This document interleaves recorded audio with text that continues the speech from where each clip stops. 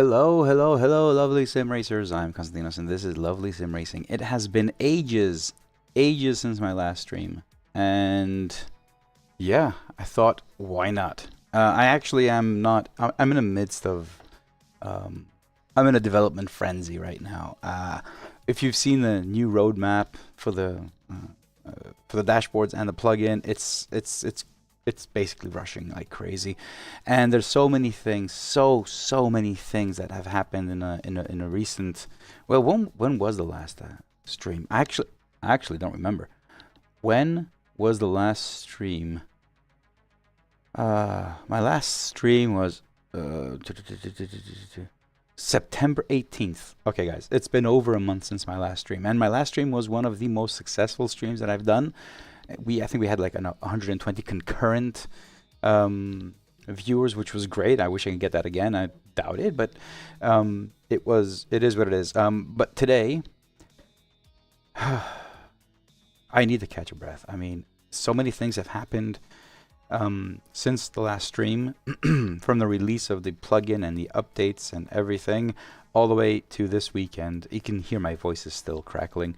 To the ADAC Sim Racing Expo, which I was extremely fortunate to be a part of. So, yeah, we can talk about everything. Actually, I don't have any. Plans for other than this stream tonight. If everything, if we wrap up quickly, I may do some development as well. But there has been, oh my God, we'll talk about all these things. I hope you guys have been well. I hope you have been extremely well, and I hope you guys have been enjoying the new plugin and dashboards. Anyone of you? Has anyone of you I'm losing my words. Were any of you at the Sim Racing Expo? Did I have a chance to say hello to any one of you in chat? Travis, how you doing? Freaksmith, hello. MX5, hi, how you doing, man? Daniel, welcome to the stream, man. I was on your stream yesterday, so yeah, dude, Daniel, I joined your stream. And about a minute before you started, you had some music, and I noticed you had a jingle. Dude. I mean, you're the professional here, man. You are the professional. Hey Bruno, how you doing, man? Hot Prot, how you doing? MK, hi, man. I hope everyone's been great. Honestly, catch it. I don't remember the tune. But I'm gonna put it on repeat. When I'm off stream, I don't want to get any copyrights, right? I'll let it catch on. I'll probably put it in a car, roll down the windows, and just drive around with it. Hey, Lex Barlow. I enjoy it, man. Lex, I enjoy every minute of it. I am very tired. So we can start off a bit about the Hey, Jan, how you doing?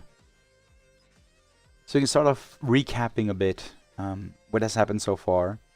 With the lovely dashboard and the plugin. So I guess I'll start off with some basic stuff. There's so much I want to share with you guys. It's been over a month since the last stream, honestly. And it's only been heads down working, and so many things are happening. I actually don't remember what I'm going to talk about. I'll just take it by, step by step.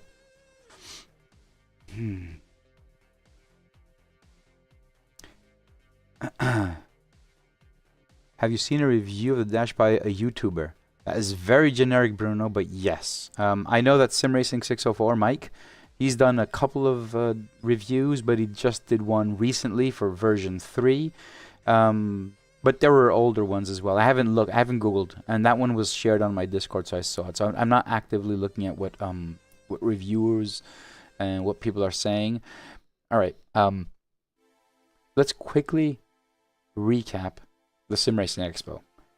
First and most important thing about the Sim Racing Expo, I did not try ACC Evo. Heck, I did not try any rig. I had 0 time. So I was there, but I had absolutely zero time to do anything. So I did not try. Did not try any rig. I didn't do any driving, and I did not try Evo. There was a moment where I wanted to go and try it, but it was full, and I just said, I'm not going to do this. I'll just wait. I wasn't there for that, though. I wasn't there for trying new equipment and testing Evo and other games. I was there to meet you. And one of the things that I did at the Sim Racing Expo was meet, first, most of the manufacturers there. And I'll talk about detail and like who I talked to and, not exactly what we discussed, but things that were interesting. And secondly, most important, meet you guys. It was utterly humbling to meet every single one of you. I'm actually, when I say this, I'm being as humble as possible. I felt extremely humble. People were just approaching me and saying, I just want to say hi because you make the live dashboard and stuff like that. This is, honestly, it was an experience that I will never forget. And I made a promise to myself I will be there in 2025. Not the Texas one, the Dortmund one. It was mind-blowing. So thank you all that stopped by and said hello. And we discussed and chatted about the lovely dashboard. You gave me feedback. I shared information and insights, which I will be talking about today as well for the future and what's being worked on.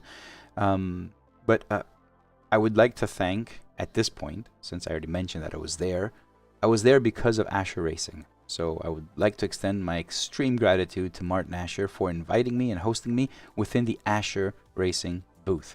In my Discord, I've shared a lot of the photos. So inside the Asher Racing booth, I had this small panel basically where I had a laptop with the plugin running, two dashboards, a 4-inch and a 5-inch, and the Artura running the lovely dashboard. And it was basically demonstrating every functionality. So I had people stopping by saying, "What is this?" I had no idea. So I explained and demoed them and showed them, and hopefully they'd be converted or they'd be trying the lovely dashboard. But there were also a lot of people that just saw it and it hooked, and they just stopped and said, I know that dashboard. I've been using it. Nice to meet you and all that. So thanks a lot to Asher Racing for inviting me and hosting me.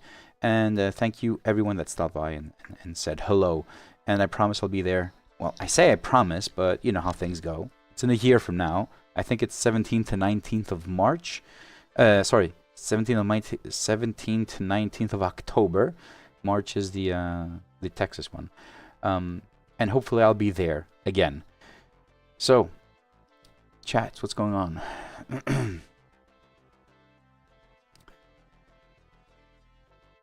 Savage Shifts, really loving the new plugin. Thanks, man. Thanks, man. And I have a few things to share about the plugin today. New things about the plugin. And new things about the dashboard and companion and a few other things. So, if you did see me and talk to me at the expo, I did mention there are changes coming. There are a lot of changes to the pit wall.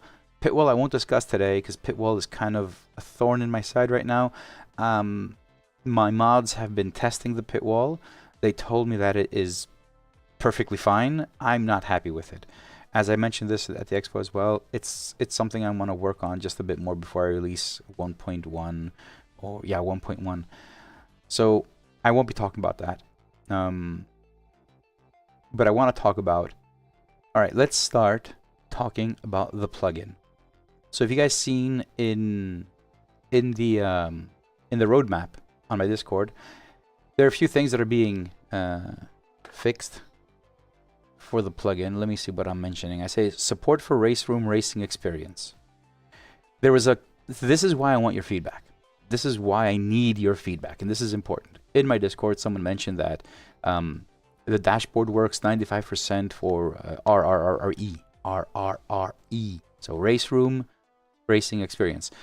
So we'll just call it race room. Such a funny name. It works 95% and it only needed a few things to be fixed. And I got a download from a replay from the same user. I ran it. It works fine. So I added race room experience to the lovely plugin and the dashboard. So coming with the next version, it will be available. So dashboards will work with race room experience, but when the plugin is released, you'll also be able to set MFMs and everything for race room experience specifically. One more thing that I did notice was a few of the users that have the Asher Racing dials and try to use them. they don't work when you first install them. It doesn't show anything because there are no default settings. So under the default, well, when you first activate the Asher Racing dials, there will be default labels enabled right now, and they're the default labels you can find on the store as well for stickers. So there's always going to be the same default. You can of course change it, but as a first-time user, if you enable it with the firmware and inside of the control center, the Asher Racing control center, when you turn the dial, you will see something, because right now you do not see anything. We had the same issue with the MFMs. Sorry, my voice is still not fully recouped after the expo, and you can tell. So that's going to be added as well to the plugin. But the most important update for the plugin, not for this version. So this version you will download it, but the next version you will see it implemented, because right now you still have you guys still have the old version. From the next version on, what we plan to do is create an auto update link. Essentially, this means, and I will try and demonstrate it.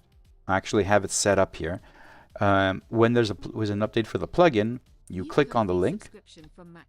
Oh, thank you, Maxime, for the sub. So you click on the link. You do not go to the website. You do not download anything. You just click on the link.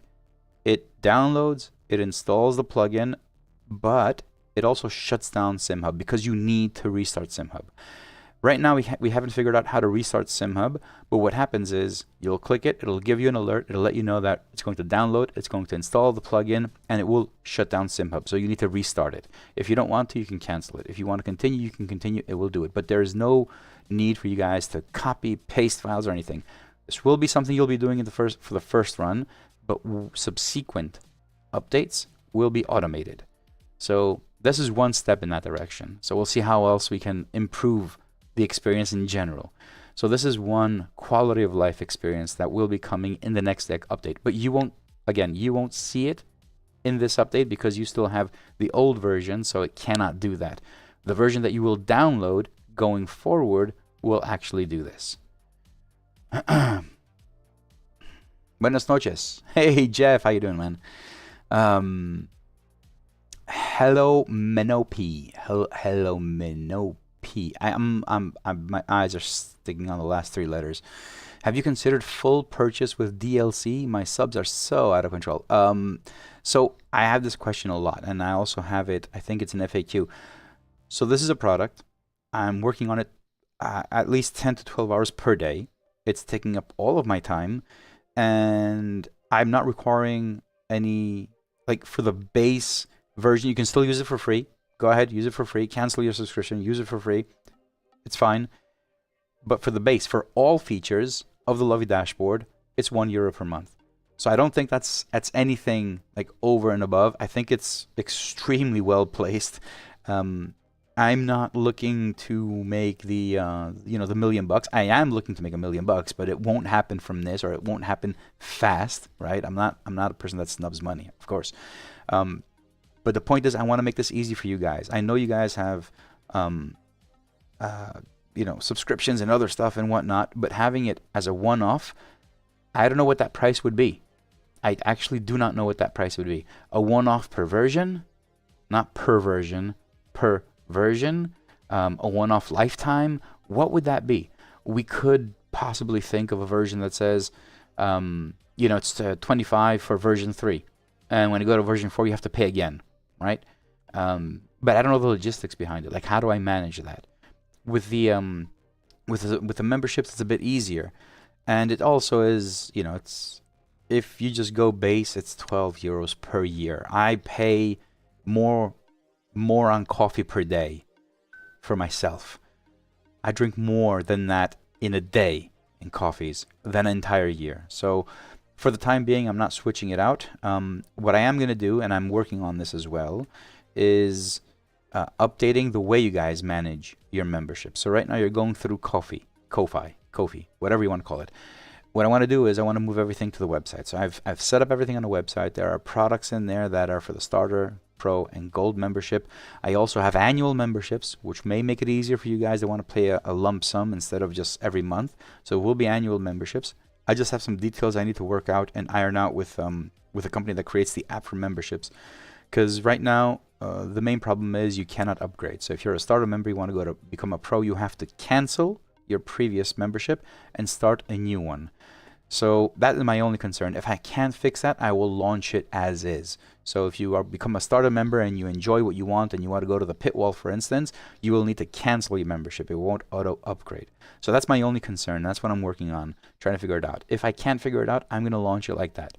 And know that there will be an annual as well. So you can pay the entire year with a 10% discount. As far as I've seen, it works out. The numbers work out. So it'll be fine. There are other stuff that are being worked on regarding memberships and some involving some partnerships, but I can't talk about those. There was a handshake at the Sim Racing Expo, so I think the deal is nearly done. We just need to get on a call and finalize and put ink to paper, and then announce this new partnership, which has to do with memberships. But that will happen at a later date once we have everything done. So, to answer your question, it won't be there won't ever be a lump sum free fee for a lifetime. Never. I doubt that will ever happen. But having an annual payment with a even for the starter will have a discount for the entire year. Yes, that is something I'm thinking of. I'm actually implemented it on a website. I just haven't unlocked it because I'm still trying to figure out if I can have upgrades or downgrades from one tier to the other. It seems as if I can't, and this is a problem. So if you go from starter, annual, you pay for it, you can cancel it and go to pro, but I don't know how, if there's a return for the rest of the months you haven't paid for. I have no idea how that works. So I'm trying to figure that out. The questions. Wow, 30 people. Oh my God, it's going up. Let's see if we can pass the 120 mark we had on the last stream. So Nicola Tikanis, all good. I did see a few Greek fellows at the Sim Racing Expo, which was kind of amazing to see. And it was funny because we were talking, in English, and at some point, one guy's like, "Yep, Greek name. Do you speak Greek?" And yeah, why not? Oh, another surprising thing. Stelyanov, Race Beyond Matter, he actually speaks Greek, which is amazing. He used to live in Greece for I think 7-8 years or something, and worked in Greece as well. And as we were talking, he just started talking Greek, broken Greek, whatever, but with an accent. But it's amazing. He speaks Greek. So if you guys see Race Beyond Matter and any videos of his, just comment on the bottom in Greek. He knows Greek. I had no idea. I saw him commenting a few Greek comments on some of my stuff, but I always thought, Google Translate, until I actually met him in person. And oh God, what a guy. Bruno, next year my vacations will be in Greece. Be prepared. Just come, say the word. I'll direct you to the best places you can go, and then we can also meet up. Buenas noches. Gabriel Vedas Sim Racing. Would be nice to have us to change dashboard bottom left part TCBS, because some cars don't have TC and you don't need to see it there. So Gabriel, yes, that actually happens automatically. I only do it for the cars that I know, so it does happen for iRacing. It happens for Formula 1. It happens. You won't see it in ACC because most cars have the same settings, but in other sims, I actually do. So you'll see brake migration, you'll see FRB, ARB. You'll see things changing around. But if you want something specific, please put it as a feature request and add the SimHub replay. Always add a SimHub replay. And I can use that and then just programmatically put it for that car. Now, there is a thought making this, you guys customizing it to whatever you want, but we're far away from that. Because that would involve, per car, per game, per, session. So that's a bit far off right now. But it is something that I have considered, even just a bit. For iRacing F4 car, I know. Just do what I said. Like go to the features, give me a SimHub replay of that car, and make some changes on the settings, and just tell me exactly what settings you would consider removing and adding. Because let's say the F4 may not have TC or ABS, you may not even be able to set brake bias. Let me know. Those are not used. I want to see those, and I will. When I find some time, I will add that as well. Jeff says, honestly, I don't think 12 years is it's not much to ask. Honestly, I'm giving more for coffee per day. You know, maybe 2 days and maybe 6 or 8 euros per coffee per day I'm giving. So I don't think it's a lot. And if it's a lump sum, I think it'll be easier for people to actually give it instead of, you know, one per month and whatnot. But, you know. Dun, dun, dun, dun, dun, dun, dun. Annual with a reminder. Woot, I do like that. Yeah, there will be a reminder. Yes, yes, yes. The whole system with the memberships actually sends emails. It's got one of those Dunning things where basically it just lets you know it's, you know, your membership is about to expire. Please make sure to pay. And if it expires, there's also a grace period of, I think, 5 days. So if you haven't paid or your card doesn't check out for 5 days, you still have the role and access. But then it does get cut off. And then you get an email saying you're no longer a member and whatnot. So.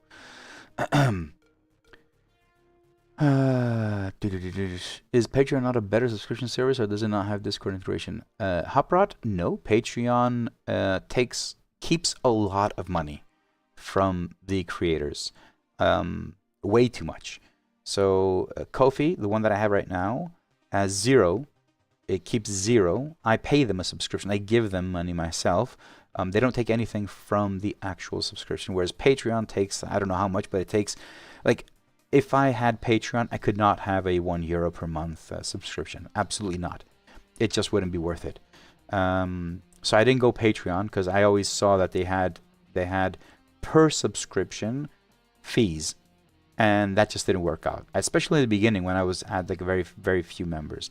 Now it's different. Now that we're a lot more, I'm moving over to I'm going to try and move away from Ko-fi and move it to the website, so you guys would have, you know, annual payments and all that. But we'll discuss that when the time comes, when it's ready. Savage Shifts. I think you have a fair system, plenty for free if you choose that route, and the extras aren't a make or break for an experience, but a fair priced option. Yeah, I think so too.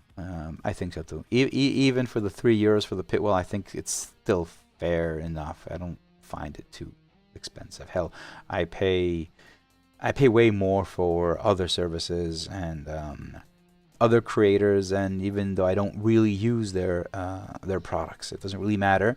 So yeah, I think €1 or €3 is fine. Shopify is being considered to make everything one-stop shop for software and the store. Yes, yes, yes, it is. So Jeff, as you said, but it will take time to integrate. The transition from Ko-fi to Shopify is not seamless. Yes, going from Shopify from Ko-fi to Shopify is not seamless. So the store, everything that I have is on Shopify. Even the downloads and the content, it's all on Shopify. It will not be seamless.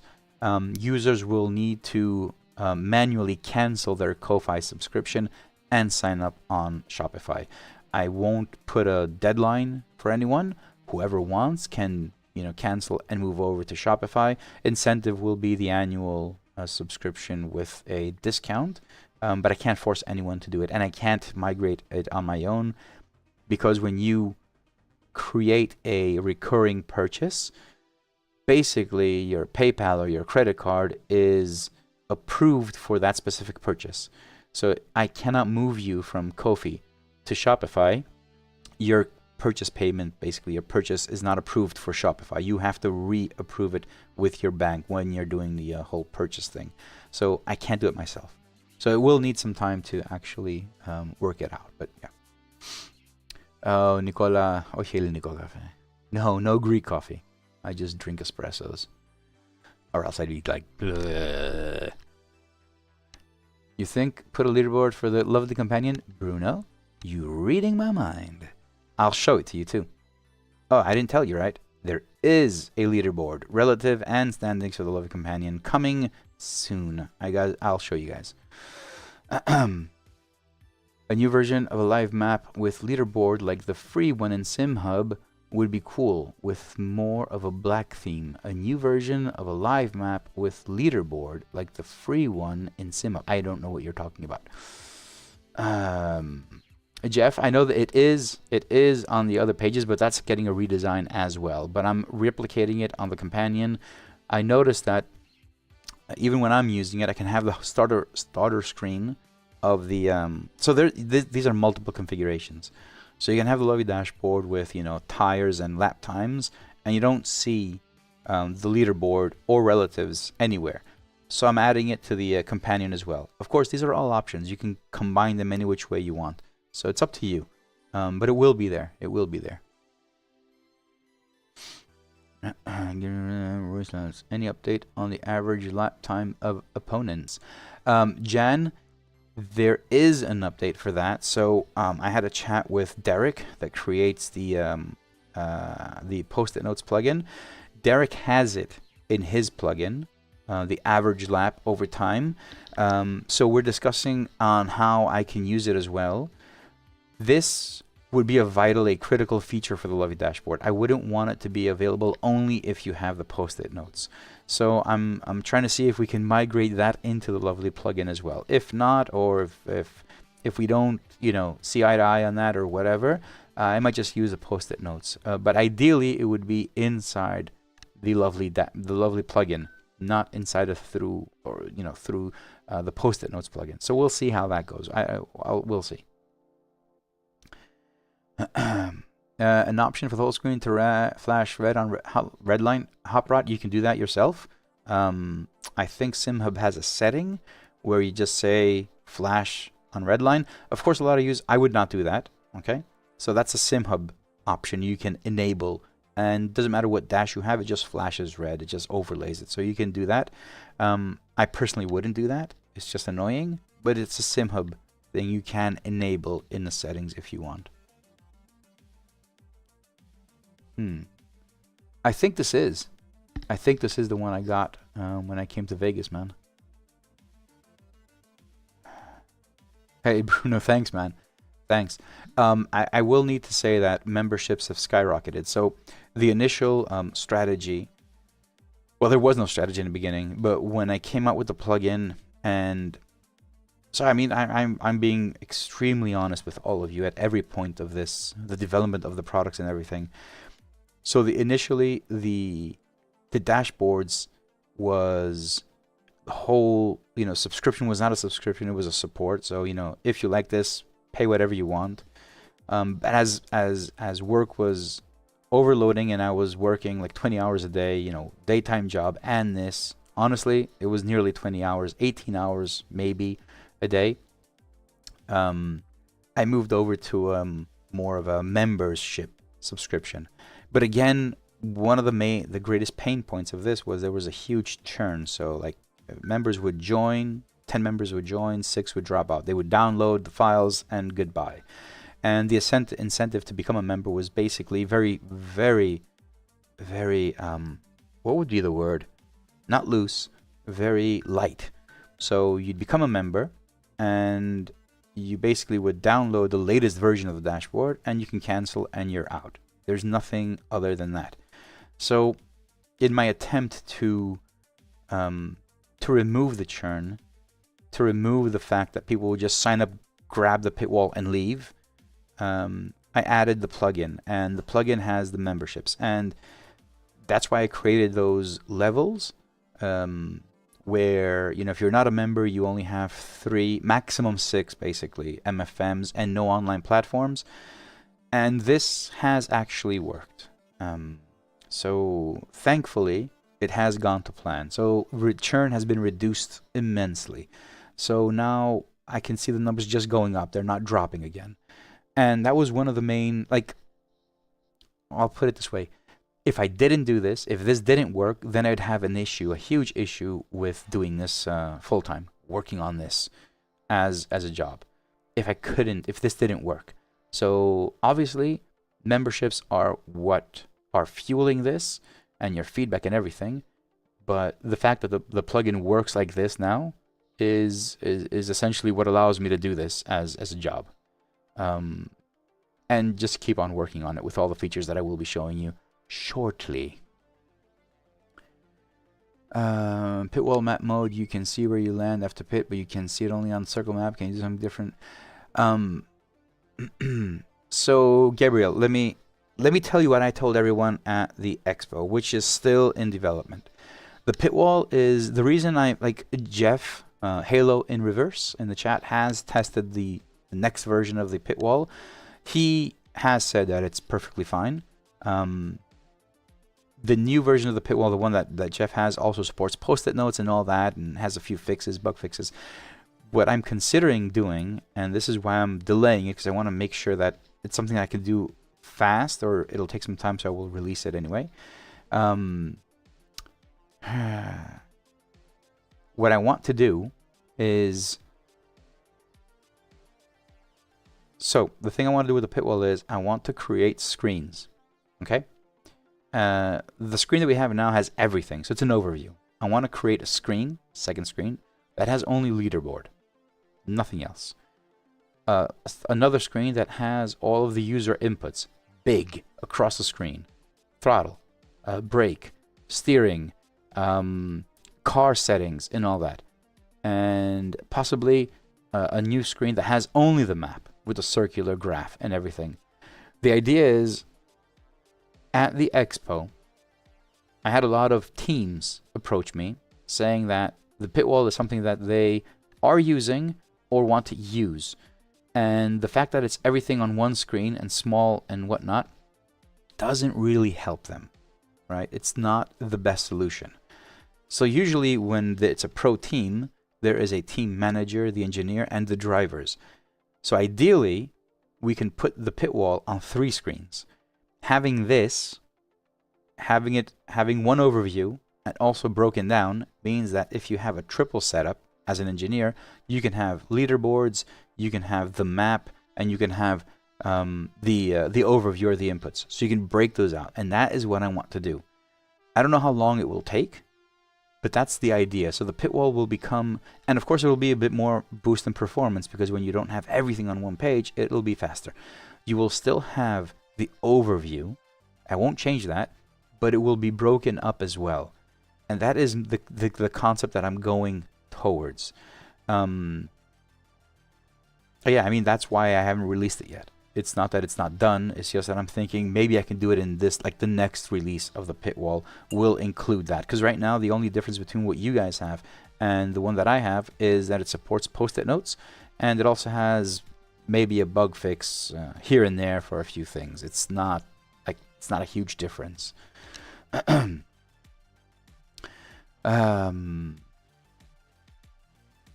Nicola, for me, having the early releases was worth membership. Yes, it was, but that's not going to happen anymore. That's changing. It was a bit too much pressure on me as well, so I had to release something. So it's exactly what I mentioned. If you were a member and you were paying, you were a member because you would get early releases, which means, and this is a monthly subscription, which means I had to release something at least twice a month for you guys to actually be a member, or otherwise you don't need to be a member. And that put a lot of strain in the actual development. There were some mistakes, bugs, and there still are, but obviously a lot less. So that logic is being removed. You are a member, and as a member you unlock features in the dashboards across the board. So all of them unlock features, and we'll be adding more stuff to the paid membership, obviously. New features, not like I won't be changing any of the existing features. New features will be added for the paid members. But everyone gets the latest version. So if you're a free or a paid member, you will be getting the latest version. Now, paid members will have, obviously, some features that are not available for free, and there will be more going to be added to the to these features that are being that are from paid members only.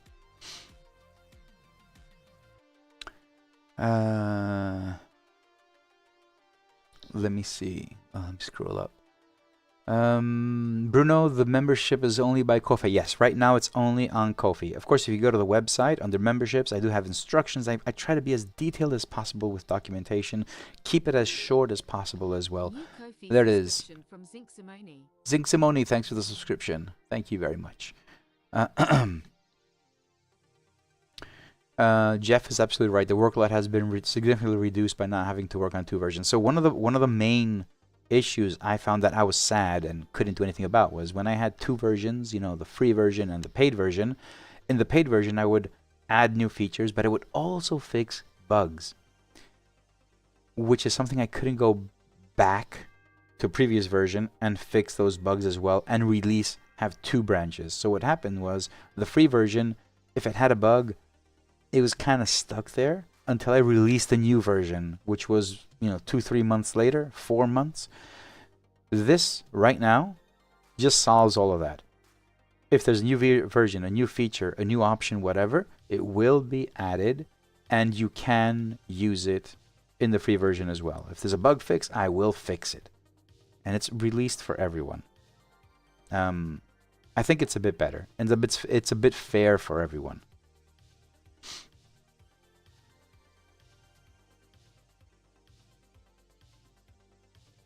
Kurt, yes, there will be key commands. There, I don't know. I'm trying to think if there will be like key commands, or there'll just be next screen, previous screen. We'll see how that works.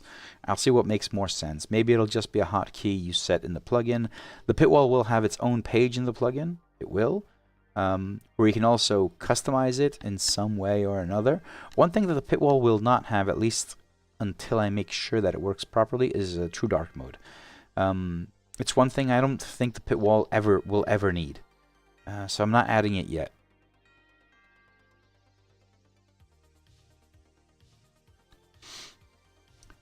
Are you planning to have native support for AC Evo? Toxic dude, of course. Absolutely. AC Evo will replace AC and ACC, so it will be the game going forward. Of course, we have zero idea of telemetry. A few things I did do, though, because I do know that Simucube has, Simucube in their booth at the expo had a rig with AC Evo running, and they also had the active pedals, which means that there is telemetry coming from the game, because they needed to simulate traction control and ABS and G forces, because that's how the pedals work. So I'm going to assume, I did ask them, they were very candid. They did not tell me anything, which is important because they're under NDA, I'm assuming, but they did tell me that the information they have from the game was enough for them to create those effects on the pedals. So I'm very, very optimistic that we will have these on day one. I will maybe need to add options in the plugin, so I may need a few days to update everything to work natively with it, but I'm very, very confident and optimistic that it will just work out of the box. I mean, if AC Evo has shared the telemetry between AC and ACC, we're good. Like, if they have either, it's still good. So I'm pretty sure we'll have telemetry on day one.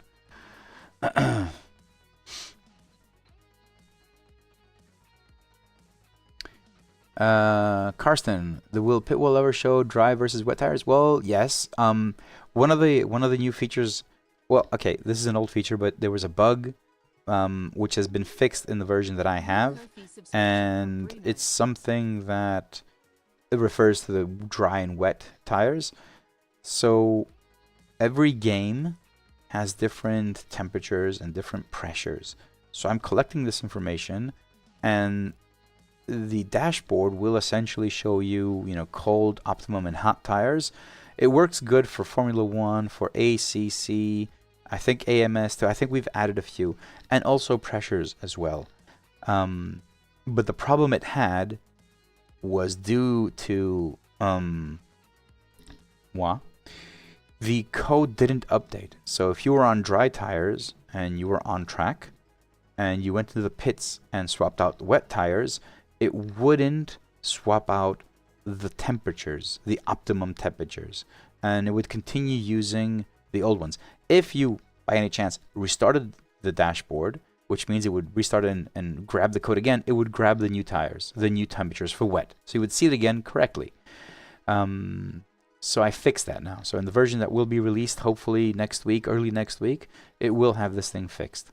So there are dry and wet tires, especially for ACC. It's built in. iRacing is a joke. There's no tire to look at, so there's nothing there. And for the other sims as well. What I would like you guys to do, though, I did post this as a question in general, but I didn't get many responses.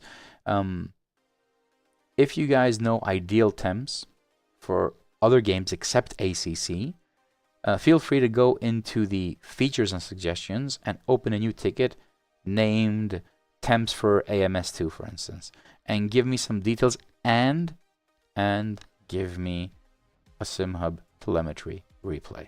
There are more information on how to get that in the FAQ inside the Discord, but please give me a telemetry replay. Do not post features or bugs without SimHub telemetries. I cannot solve them or add them if I don't have some data to work with.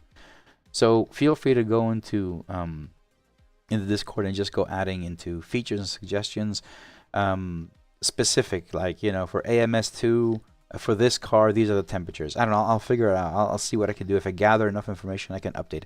Updating the temperatures and pressures, you know, low, optimum, and high. It's fairly easy the way I've made the script now. So I just need to know what those values are. Oh, and I've also added, well, it used to already have it, any unit of temperature, you can switch it and it will work appropriately. So if you've got Fahrenheit, it'll just show you Fahrenheit and it will show you the proper colors. But it also did that for pressures as well, because previously I had PSI and bar, and now I also added a kilopascal, which is available in SimHub. I don't know why anyone would want to have it, but it is available in SimHub. So now if you ever want to select kilopascal for pressure unit, it'll also show that properly in the dash as well. So it adapts depending on, you know, whatever you have your settings in SimHub. The dashboard will adapt appropriately. Nicola, it doesn't work for iRacing. Well, I'm guessing. Oh wait, what are you referring to? If you're referring to the tires, of course they don't. Nicola, what are you referring to?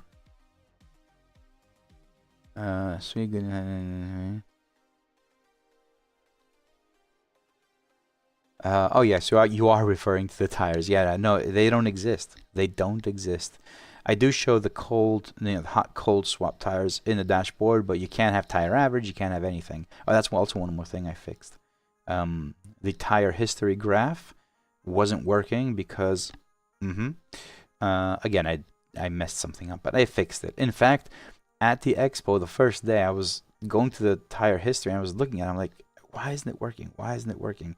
And later that day at the expo, when it was kind of calm on Friday, I basically just opened up the laptop and went through the code and discovered that I had commented out something that I should not have commented out. And that was solved on the floor of the expo. So that was a bug fix at the expo. But I didn't release it. It's in the release that I have in front of me that will be coming out. All right. So guys, I just want to show you, guys and girls, which was amazing to see a few girls at the Sim Racing Expo. Yes, it wasn't just guys. And that was really nice to see that as well. So let me switch over to this. And I want to show you... Okay, I hope this works. I tried it earlier today. This is still work in progress. It is not final. It is not final. Absolutely not final. So if it breaks, it's because... But here's the idea. This is a fake version here, right? The plugin you're seeing is 1.2. It's the new version, but I manually updated the version so it triggers the new version notification. I had this thing open so long and I haven't drank any. Okay, so right now what you're looking at is the new plugin, but I set its version to version 1, and it triggers the update now. So the experience will be, when you see this link over here that says update now, you click on it, there will be a pop-up that says the plugin will be automatically updated and SimHub will be shut down. So you will be forced to restart it. If you click on that and you see that alert and you're mid-game, you don't want to do that, you can hit cancel. It's fine, you can do it some other time. But if you do hit continue, this is what will happen. Right? You can see it's version 1 right now, right? And there's a 1.101. When I click on this, if it doesn't work, don't hate me. This should update and close SimHub. So all my dashboards are off. If I come here and turn on SimHub now, the plugin should be at version 1.1.0.1, whatever that is. So let me wait so it starts off. It does take some time. There it is. Dashboards are up. Let's look at the plugin. Plugin is a version 1.1.0.1. There it is. So again, this is not the plugin actually just down. This actually is the plugin that you guys have now. So it actually installed the version that's online right now. So it will be that simple. The first time you will need to copy the plugin into the folder and do all that kind of stuff. But going forward, you see that thing, you click on it, and it downloads, installs, and closes SimHub. So you need to restart SimHub. We might find a way to restart SimHub, but we couldn't find it. It didn't really work. It wasn't consistent. So we just shut it down. You just need to update it. But you don't need to go through the file downloading and copying and pasting and anything. It does it on its own. It's a lot simpler as well. There are more things, quality of life improvements that are coming to the plugin and to the dashboards and everything. But I won't say anything until we have a proof of concept and they work. This is something I'm showing you because it does work. And it's pretty cool that it does because I'm really happy for this thing. A lot of these things, like these are small, user experience tidbits that make life easier. And I'm trying to answer. I mean, I wish there was number 42. I wish that existed, the number 42, but it doesn't. So we're just going, playing it by ear, seeing something, people complaining, trying to figure out what can actually work. So this is amazing. And this was done by Derek. So Derek Muller. He came up, well, we were discussing like easy way to do this, and he just on his own just messaged me and said, I did this, try it out. And I tried it and it works. So I'm just improving the overall design and experience of this process. So this is what we're going to work on, and hopefully will come next week as well. But again, this click and update by itself will be available to you from the next version, not the one you'll download next week. The one you'll download next week, you will need to download the file. You need to drop it into SimHub, blah, blah, blah, because this functionality does not exist in the plugin that you have right now. Okay? So I'm just saying it, so just so you know. So let me shut down SimHub once again. Let me exit SimHub and let me just start it up and put the right version. Hold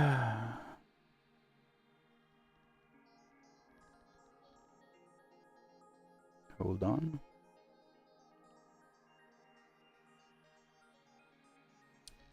Good.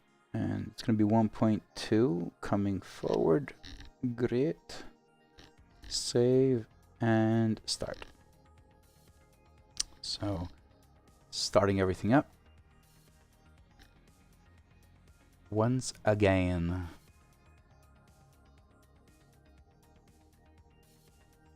Yeah, Porca. It is simple. It is simple. And there will be more things that will be simplified in the whole process. Trust me. Next version of the dashboard will be 3.1. I decided to make that change in the naming from 3.02, which was my initial plan, because I'm adding things and changing the design as well. So you guys ready to see the new design? Are you? Are you ready?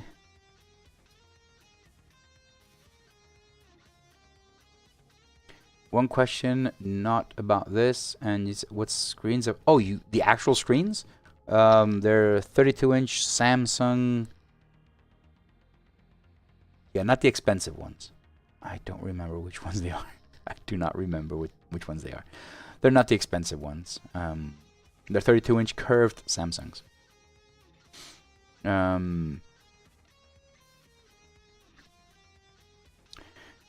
Jeff, I don't know why it would have been a pain in the butt, but with 1T. A lot of users had issues. So it's something that is just quality of life improvement. What should I show you next? Yes, Lex, the G5s. Not the G7, the G5s.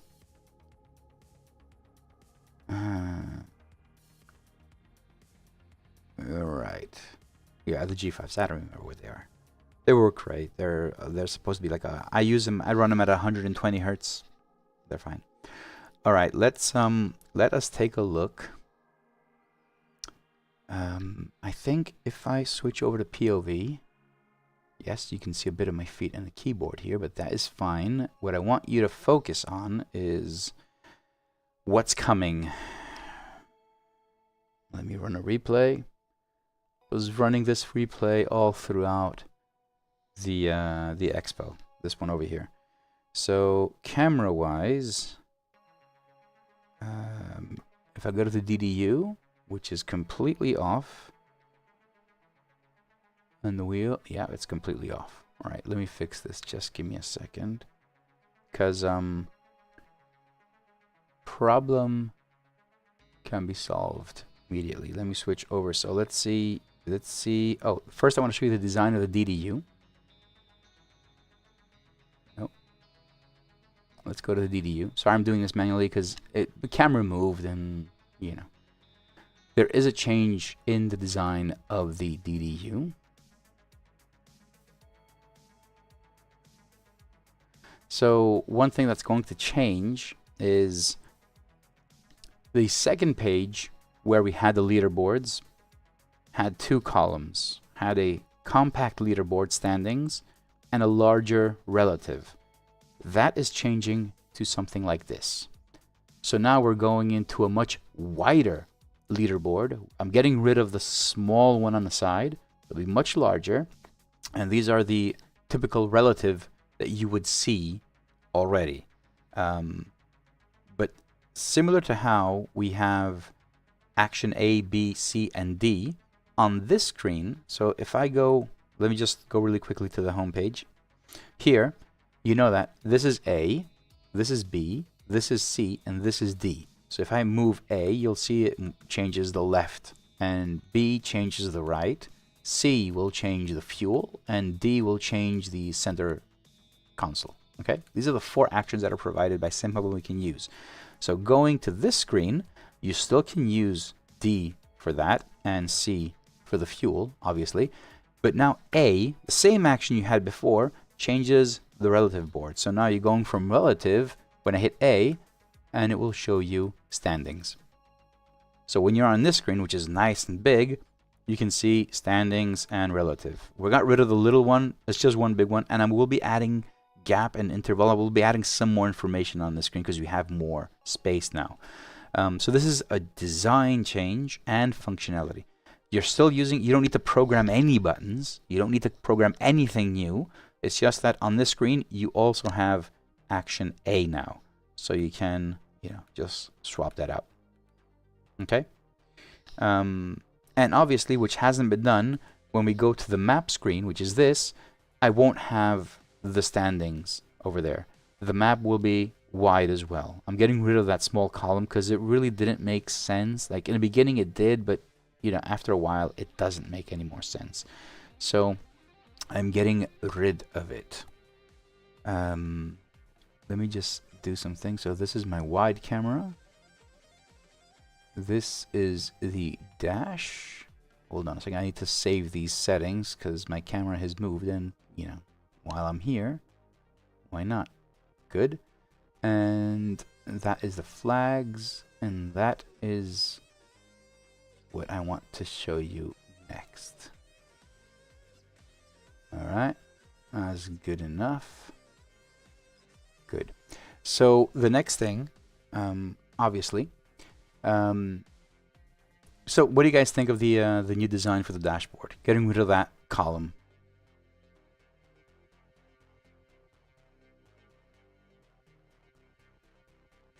Alright, no reactions.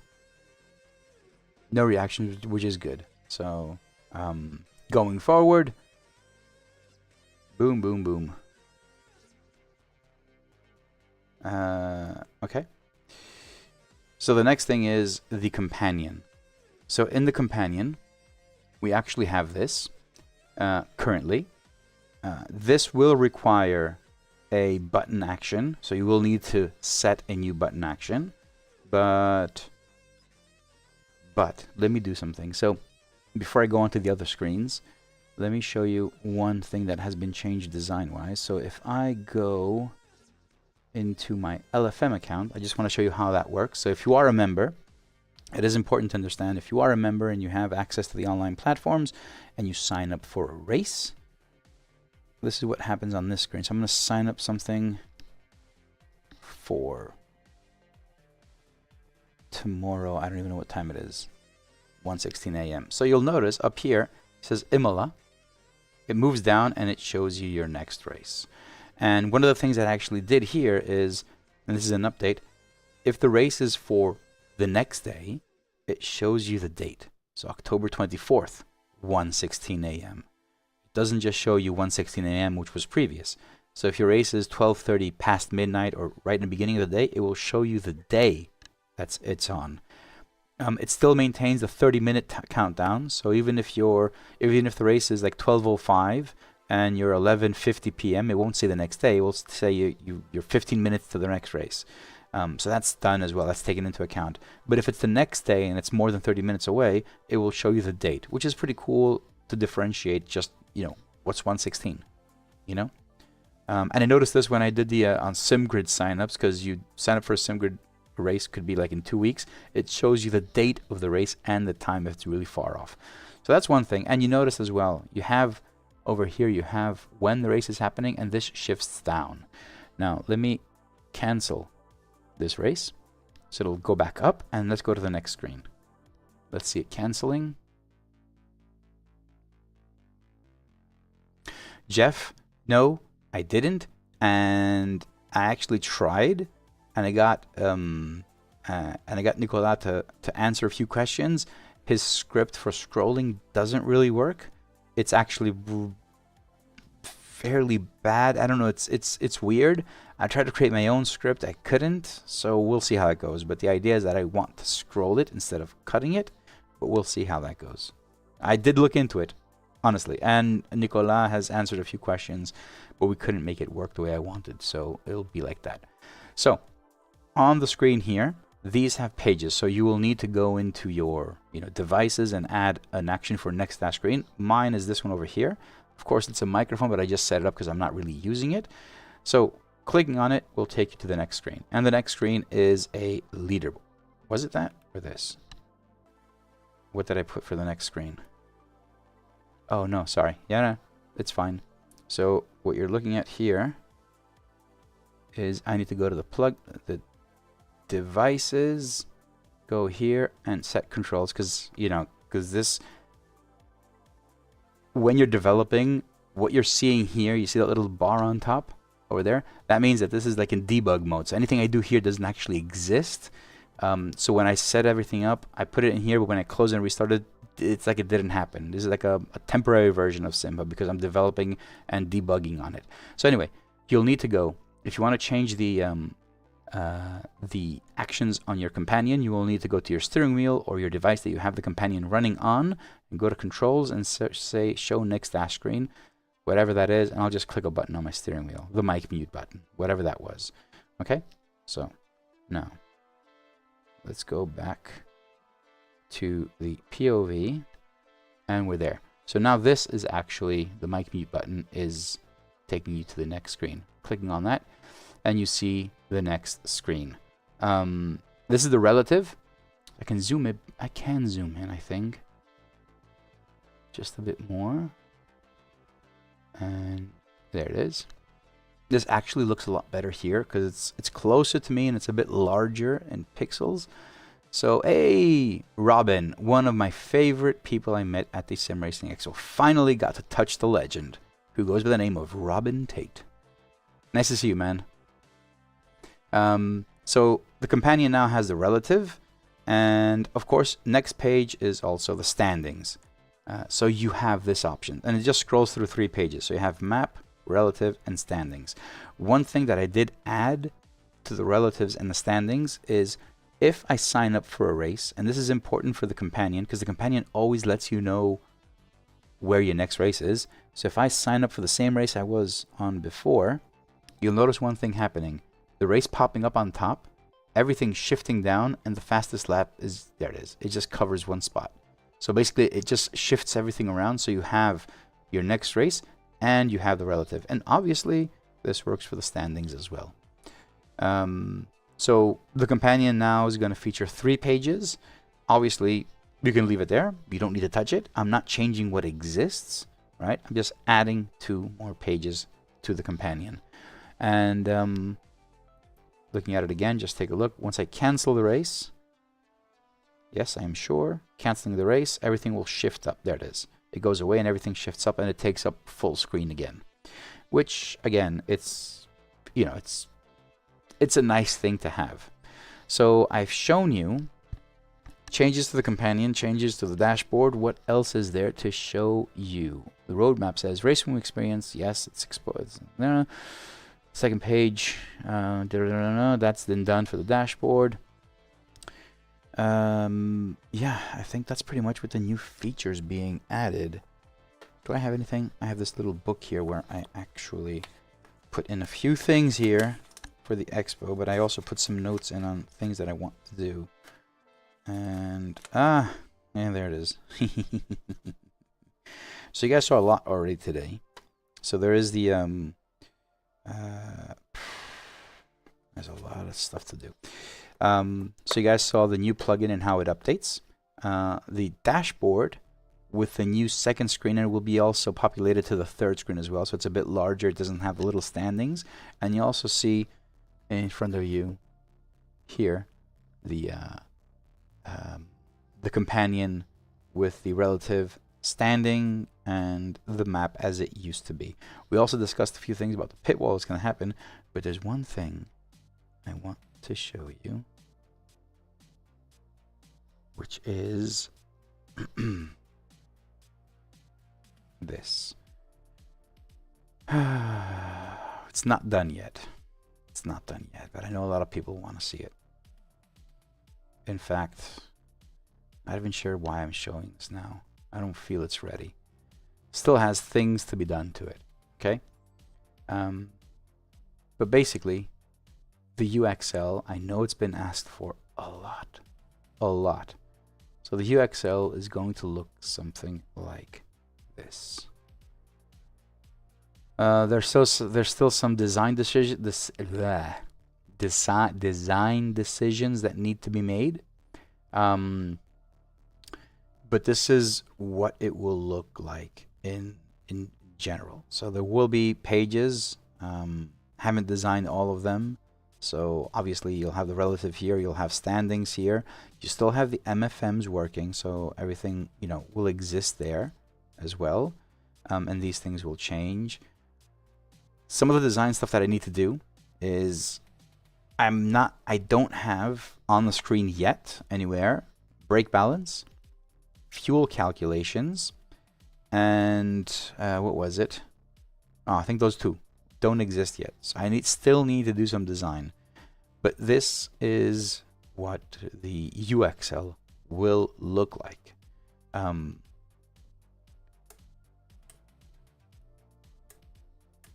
don't even have the Asher dial in here. Yeah, so this is still heavily under development. But this is the main idea. And I've tried it. I have a dashboard downstairs that Jamie sent me from SimDash. I've been trying it. Everything is... The problem with the UXL, and this is something many may not understand, is that the dashboard is so compact in height. It's 480 pixels, but it's like this tall. You cannot really read anything. You can't just take the dashboard as is and put it in there. You will not see anything. So I had the dashboard in front of me. I was testing it at different distances to see what's legible. This is the only way that makes sense. So the height, this. If I made this shorter and added the bar underneath, it wouldn't be working at all. So this is what I'm working with, and it's almost there. I still need to figure out a few more things. As I said, I need to figure out where I'm going to put the fuel calculations. Maybe it'll just be a screen in here. Maybe fuel calculations will become an MFM going forward for the other dashboards as well. And you also need to add the brake bias transition. Of course, switching brake bias, now it does have, there it is, like you can see the TC, it does have the alerts, it just doesn't have a place for it like these things over here. But yeah, this is where I am now with the UXL. Yeah, this works well. This works well. Like the dash with the the physical dashboard is about this size in front of me, and it is pretty comfortable to read the actual size of the dashboard. If I made it any smaller, you would not be able to read it, I promise you. So yeah, this is the first look of the UXL dashboard. And again, I said like these things will have, you know, multiple options. Obviously, action A, B, D, and the fuel will be C, and this thing will be a separate page, so you can go to next page, next page, next page, and it will have relative, standings, and map, pretty much like you'd expect to find in a dashboard as well. This will also be updating the content of the XL. I don't know if I'll have a redesign of the XL. I'm seriously considering how I do that. So yeah, it's kind of like, how does that happen? How do I do that?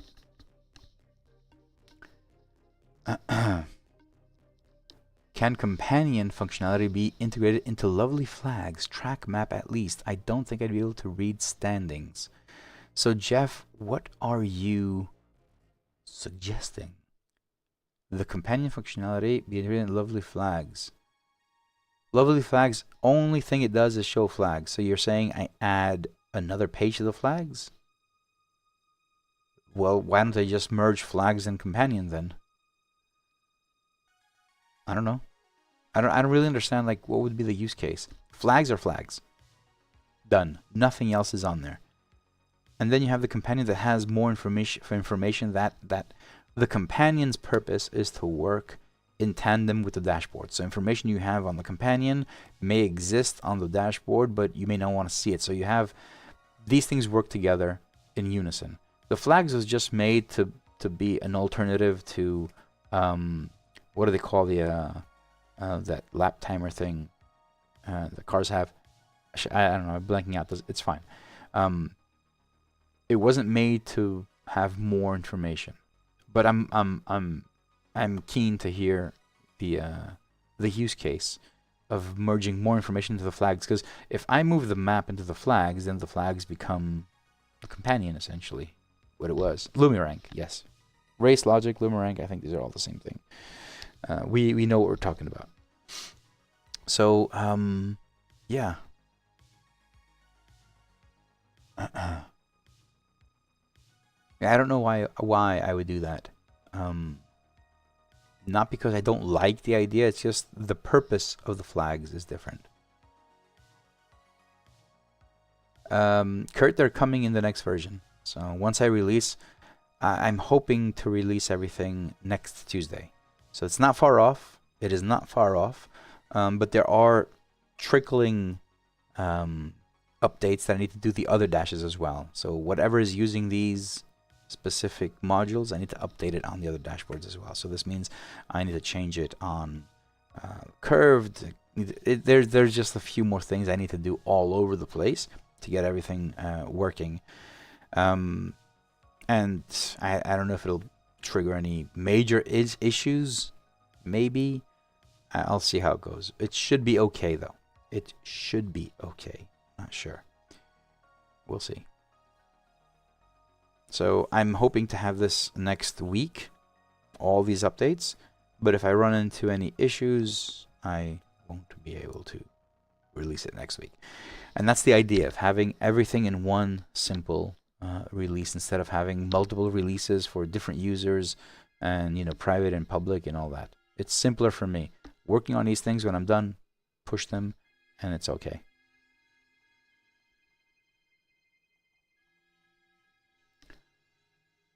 All right, I think. What else? What else would I show you? What else would I show you? Anything new in the plugins? In the plugin world, there's nothing new other than actually having race room experience. So I can show you that, but, you know, who cares, right? But anyway. So, come on. So you'll see that in this list, there's also Race Room Experience now. I haven't tested everything, but I'm assuming that in Race Room Experience you have all of this information. I think you do. Do I have a replay from Race Room Experience? Do I even have Race Room enabled? I don't. Let me enable it. I had to find it first. One of the I will, once I get this done, I will chat a bit about the expo. I'll show you some pictures as well if you guys are keen on it. Nicola live backgrounds. So Nicola from SimHub implemented what I requested as a feature, and now the next thing I need to do is I need to figure out how to make this a members only feature, you know, secured in the background and all that kind of stuff. But it's fairly ready to be done. Again, it just needs time, and it's not a top priority for me. It is not a top priority. Top priority is getting all these, you know, quality of life stuff and new features out, and that's going to come, but it's not immediate. I do have some replays. Let's see. I think everything works, you know, to be honest. This is Race Room. You see lap times, everything. And I think in Race Room as well, the timings have also been fixed as well. So if I move a bit forward, you can see lap times now work, because they didn't work previously, and you couldn't see the diff. Now diff works as well. Also tires are live data, and yeah, I think the dashboard works pretty much as you'd expect it to work in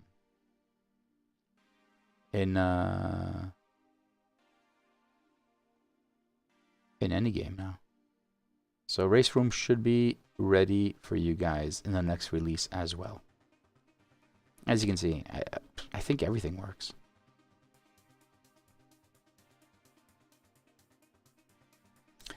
And obviously, you can come to the plugin, go to MFM, under Race Room Experience, you can add the modules you want. In fact, let me just turn them all on and see if they all work. The only module that I don't have available is iRating, because that is very specific. So radar, with the cars at any point really close to each other. I have no idea what this replay has, but let's see. No, radar seems to not be working. See that. Alright. There might be things that not working. I will change it. So if something, let's say in Race Room Experience, does not work, I will disable it. That's for sure. But I don't have my replay. This is just replay I've been sent. So I'm not entirely sure if... Okay, this replay has also a video attached to it. So maybe this will show us. It works. Radar works. It's fine.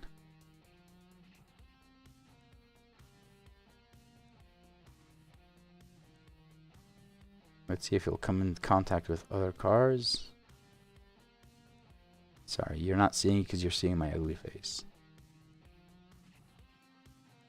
No cars in any place. No cars. But you can see cars going by in the radar in the pit lane. Well, you could see them before. There they are. Okay, so radar should be working. Good. Let's go back to this replay. So radar should be working. Lap tire history does seem to work because we do have live tire data. If I skip ahead, it drops. Perfect. So we have that as well. And if I hit mark, it will reset everything. Of course, we don't have enough data to reset, but you know. Lap times work. Sector times obviously are working here. Relatives, standings seem to be working. Yeah, that's it. So Race Room is coming. Yes.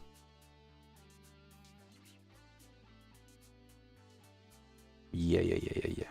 Anything else here? No, I didn't change anything here. I don't think I did. pretty much what we have. And there are a few more things that I'm working on, but I haven't put them in the roadmap. I did not put them in the roadmap simply because I'm not sure I can deliver, or I need to make sure that these things will be okay. So there are a lot of stuff coming in this next version. So I hope you guys like it, you know, especially the redesign for the dashboard. I think that the two tables were a bit too much information, so making just one wider table with a bit more information in there is going to be better. So I'm going to have one of the differences with the previous one is going to have gap and interval as well, so you'll see them both. And I think it's going to be dependent on the session, so we'll see about that.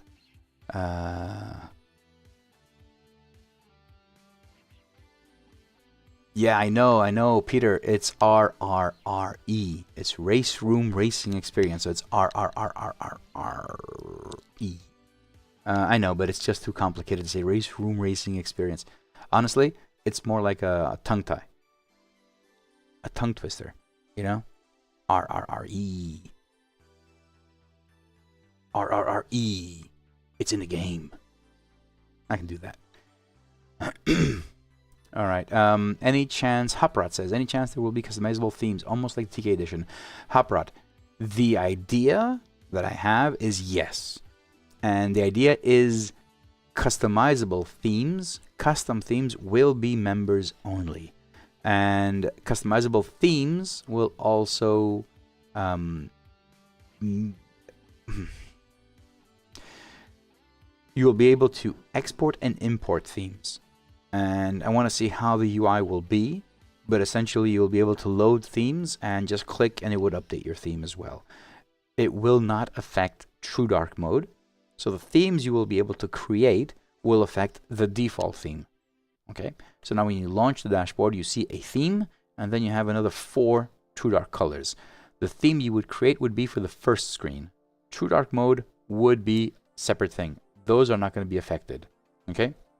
So if you want, and if you were, I don't know how the UI will be. It needs to be very clever, you know, so someone could just easily point and click and change the colors. But if you wanted, you can create a theme that would be, you know, reminiscent of a True Dark mode in a different color. It's up to you. And you will be able to export these themes and save these themes and share them among friends. But I think it will be a members only feature. Going forward, as I said, new features that improve the personalization of the dashboard will be members only.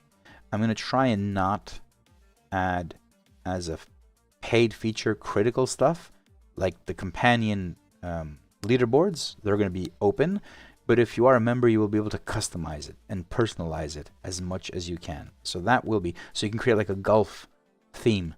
You will see it, but it will be a members only. So I'm trying to put in the paid membership version things that are great to have, not just good to have, that are great to have, that give you the freedom to customize and personalize and add, you know, the platforms and customize the module and everything. But if you don't have them, the dashboard still works. You know, that's the idea. I still want this dashboard to be available for free for everyone who can't afford it, right? I know it may be a joke to some, and it may sound funny that someone can't afford €1 per month, but we're not all lucky, you know? Not everyone is lucky enough to live in a country where you can see €1 on the ground and not pick it up. I've had messages, I've spoken to people that use Love Your Dashboard that are in countries where €1 is actually substantial, right? And I try to help as much as I can in those cases. So yes, the member features, some of them will be functional, but anything functional will not take away, won't be critical. I don't know how to explain it in more detail, but anything that's in a membership will be either personalization or functionality wise, but that function will not cripple the dashboard in any way. That's my goal, and that's what I try to adhere to, you know, going forward and everything.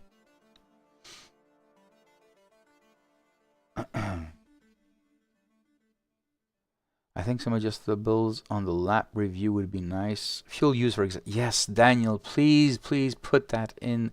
I keep on forgetting. Tony Kanan has mentioned it more than once.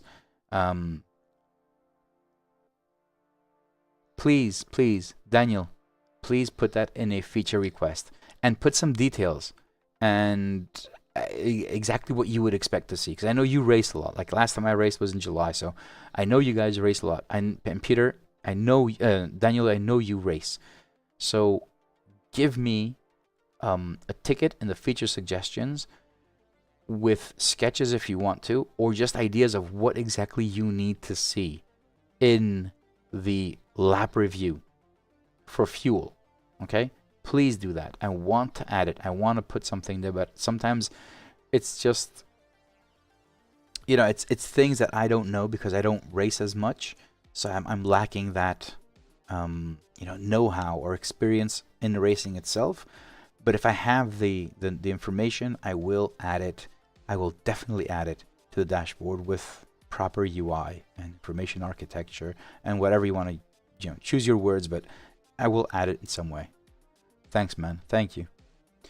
Bruno says, one idea is to be able to remove some things in the dash where people use the dash on the sides of the wheel, like remove the gear and speed, or for people that use the 2 dash.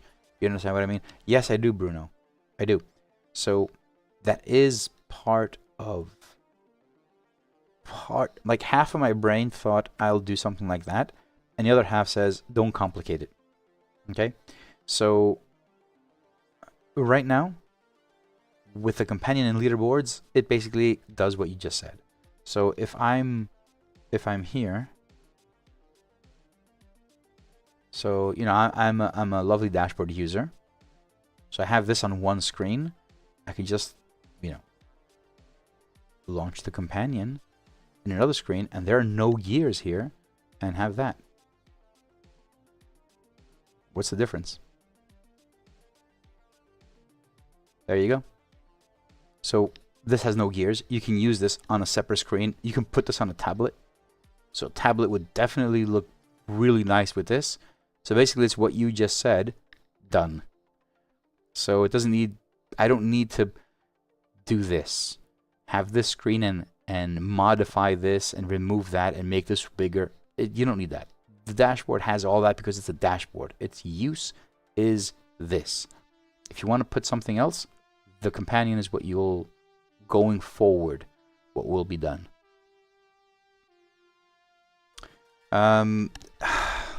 Peter, I think that's a great idea. There, at the expo, there were some amazing ideas going around. Amazing. One of the ideas, and this is just an idea, right? It's just an idea. It's just an idea. I got really excited, but it's just an idea.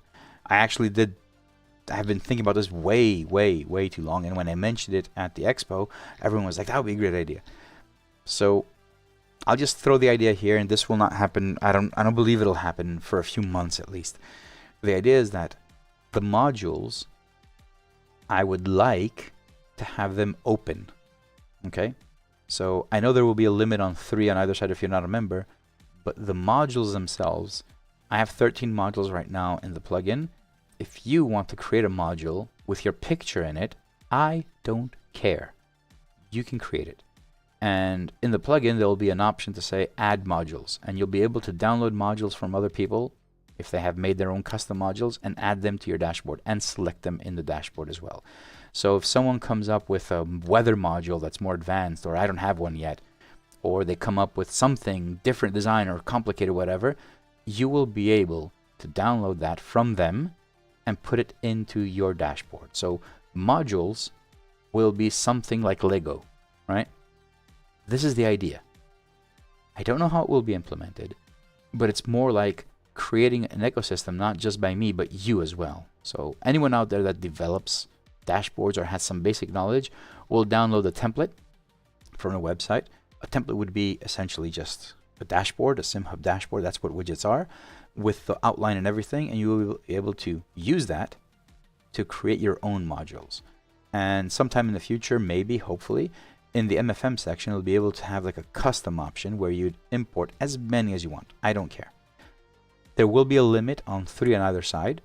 That will never change, but you can add your own versions of the modules. Things that I don't like I can't develop a module for every single use case. You might want the module that is very specific and does something very specific, or has like half of it is a map and the other has the top 3 drivers. I don't know, you can do that. Do it. I will invite you to do it, and you can share that with others and so forth. But this is so far out right now. It's in a different place. It's something that I have noted. It's something that I do want to work on, but is in a different place right now. I don't know where that exists. I don't even know where that is right now. Like, as an idea, it's just an idea. Yes, Daniel, exactly like that. I do want to create that kind of environment for the Lovely Dashboard. So I want the Lovely Dashboard to grow, but I don't want to be the one controlling every aspect of it. I am going to be controlling, you know, the general design direction, functionality, user experience with the website and the plugin and everything. But the fact that the modules can be anything, I see them as Lego. I really want to be able to say, this is a template, you know, for those that actually design and know how to use SimHub or whatever, and build it. There probably would need to be a process, or, you know, to be honest, if it's not mine and I can't control it, I wouldn't care. Like, it would be up to the guy that designed the module not to break things or make a good module. I'm not going to create a store. Maybe I should. But, and that's a completely different story. And the idea would be people can create their own modules. I really want to do that, but it's really far off right now. It's far away. I don't think it's anywhere near completion at this point, or starting to develop it, to be honest. I like how we can remove the gear red line. Yes, that was something that people asked. And with the plugin, it's just so easy. Remember when when I did the last stream, I think people were saying, you know, add this, add that. No, this is before the stream, like before the last stream, before I had the plugin. And I kept on responding, I don't want to add more things to the JSON file, to the configurator. I don't want to add more things because plugin was coming. Now with the plugin, it makes things easier. So now I can add these small details.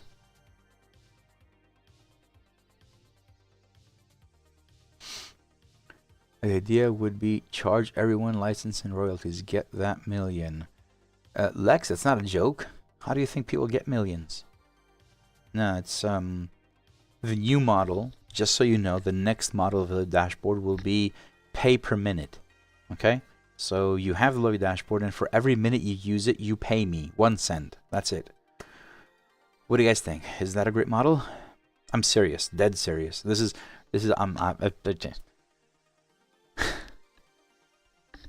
that would be nice. No, obviously, it's all a joke. I don't want to get any hate mail now saying, "Oh, you're going to charge us." No, I'm not going to charge anyone more than I am right now. This is what I do for a living. So, anyone that says like you're charging for something that you were giving for free, and my answer is yes. And if you can't spare €1 for those small features, then it's fine. You can use it for free. That's my absolute response. I can't do much more than that.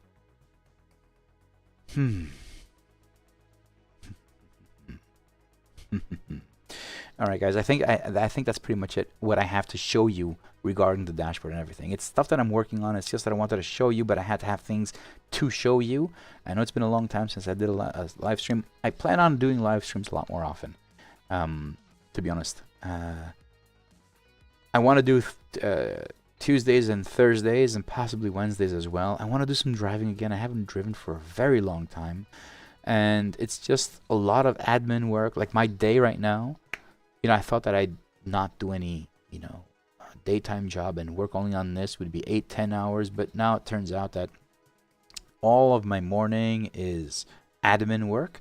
So the store is going really well. So people are buying stickers. I need to create them. I'm also trying to create new products. So in the morning, like my morning goes to admin work on the website, updating features, working with Derek and Adam and trying to figure out if there's a new thing we could add or not. Talking with my partners because we're developing new products, features / things that will happen in the future. I can't share right now, but they're happening.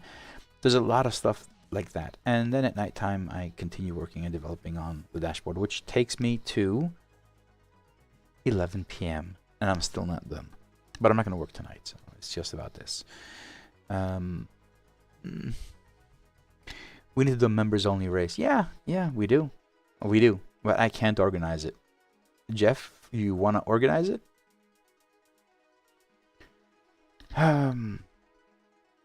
Platinum members. Jeff, you already do way more than you pay, so. Adam says, great model.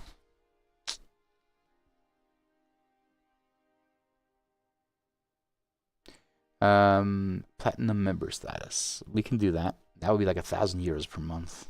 Yeah. I just need like 15 members and I'm fine. I'm set. Hop Rot, absolutely. Or Hop Rot, I got a better idea.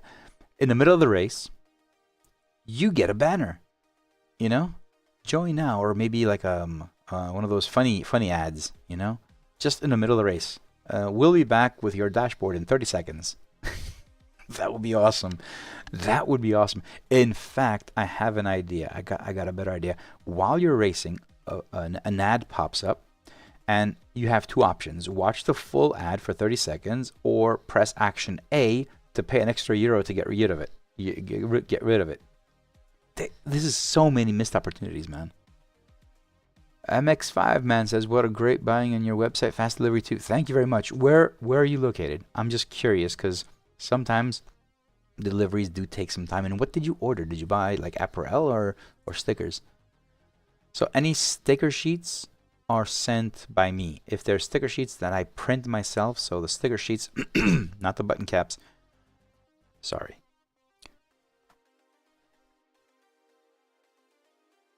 My voice is dying off. After the Expo, I have not recovered entirely. What did you get? So button caps are made for me specifically with very detailed specifications on how I want them. But all the other sticker sheets I make myself. So the button caps are made by another company, which is not located in Greece. I order them, and I am expecting the new batch to restock shortly. I'm waiting on them. So let me know, MX5, what did you get? I'm curious.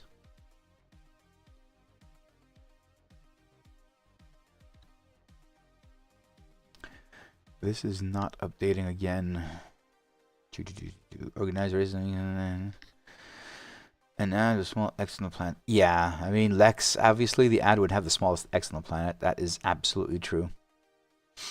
UK GT Neo stickers. Okay, so the GT Neo stickers, I sent them to you, which is pretty cool.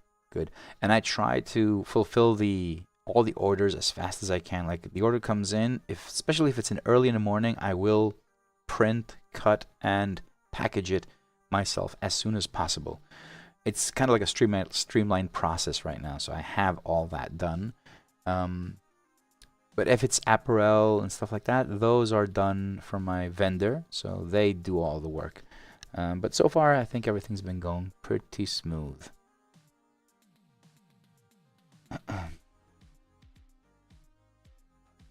Hoprot, I like the way you think. So the ad will be just the dashboard with other car data. So you're driving and it just shows you other drivers. That would be awesome.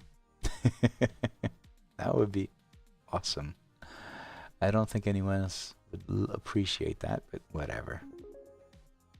New Ko-fi subscription from Jerome. Hey, Jerome. Thank you very much for your subscription. Nicola, are there any plans for other sticker sheets? I have been trying, and I tried yesterday again, trying to get this. So this is not what I'm trying to get, the specific one, but this material. So this material is glow in the dark. Let me try and charge it. I'm trying to get these, right? I'm trying to get this to work. It is very difficult to get these to work. Printing, they're okay, but cutting is it's a pain. I have not managed to do this.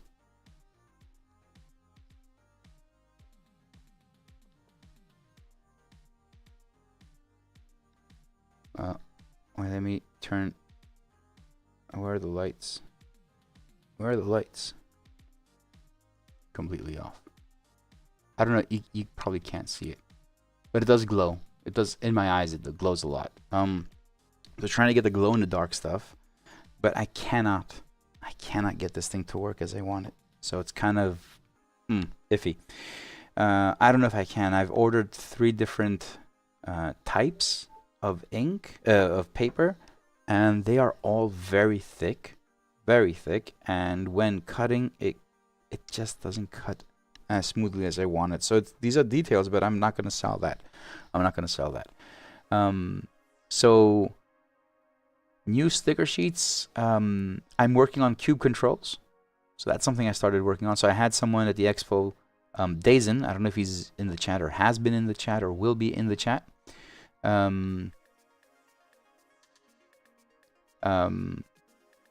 And we agreed to kind of work together because he has the cube control stickers and the wheel. So I'm just gonna, ping pong with him and see if everything works. And if it does, I will have cube control stickers as well.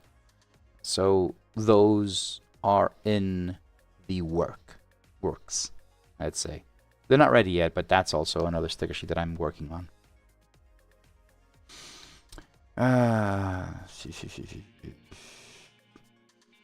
Daniel says, I wonder if Fnatic will let you put a round dash on the Bentley wheel. I doubt it. I tested the round wheel. So the round wheel, the Bentley and the Moza, which is right there. That box over there on top. It's still in a box. It's the Vision GT wheel. I could unbox it on screen, but you guys have probably seen it. Have tremendous lag. Like worryingly bad lag. And the Bentley felt even worse than the Moza. So when you're turning the wheel, it really doesn't make sense. And I don't know if it's going to be fixed or not. And I don't think the Bentley Fnatic mentioned anything about SimHub dashboards. I think it'll be fixed dashboards for them. So, I don't know. Don't know.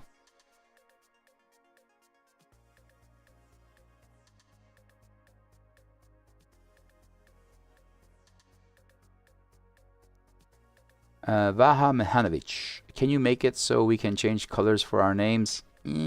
I've given some thought around that. I saw people want it. It just... I guess I could add that. I need to redesign it. Just a tad bit. But we'll see. Vaha, put that as a feature request, please, in the Discord. I'll take a look in it. I will take a look.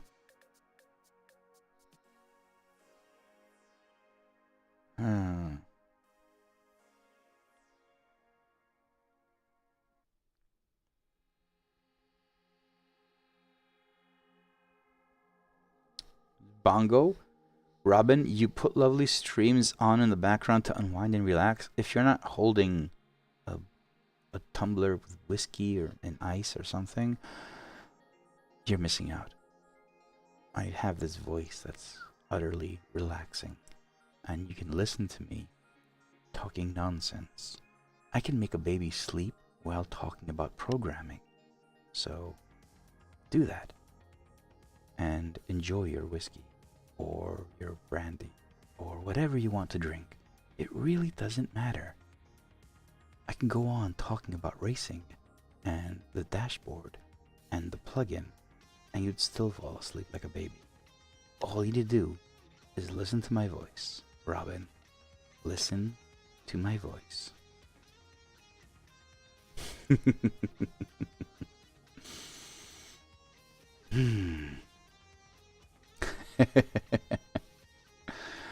Oh God.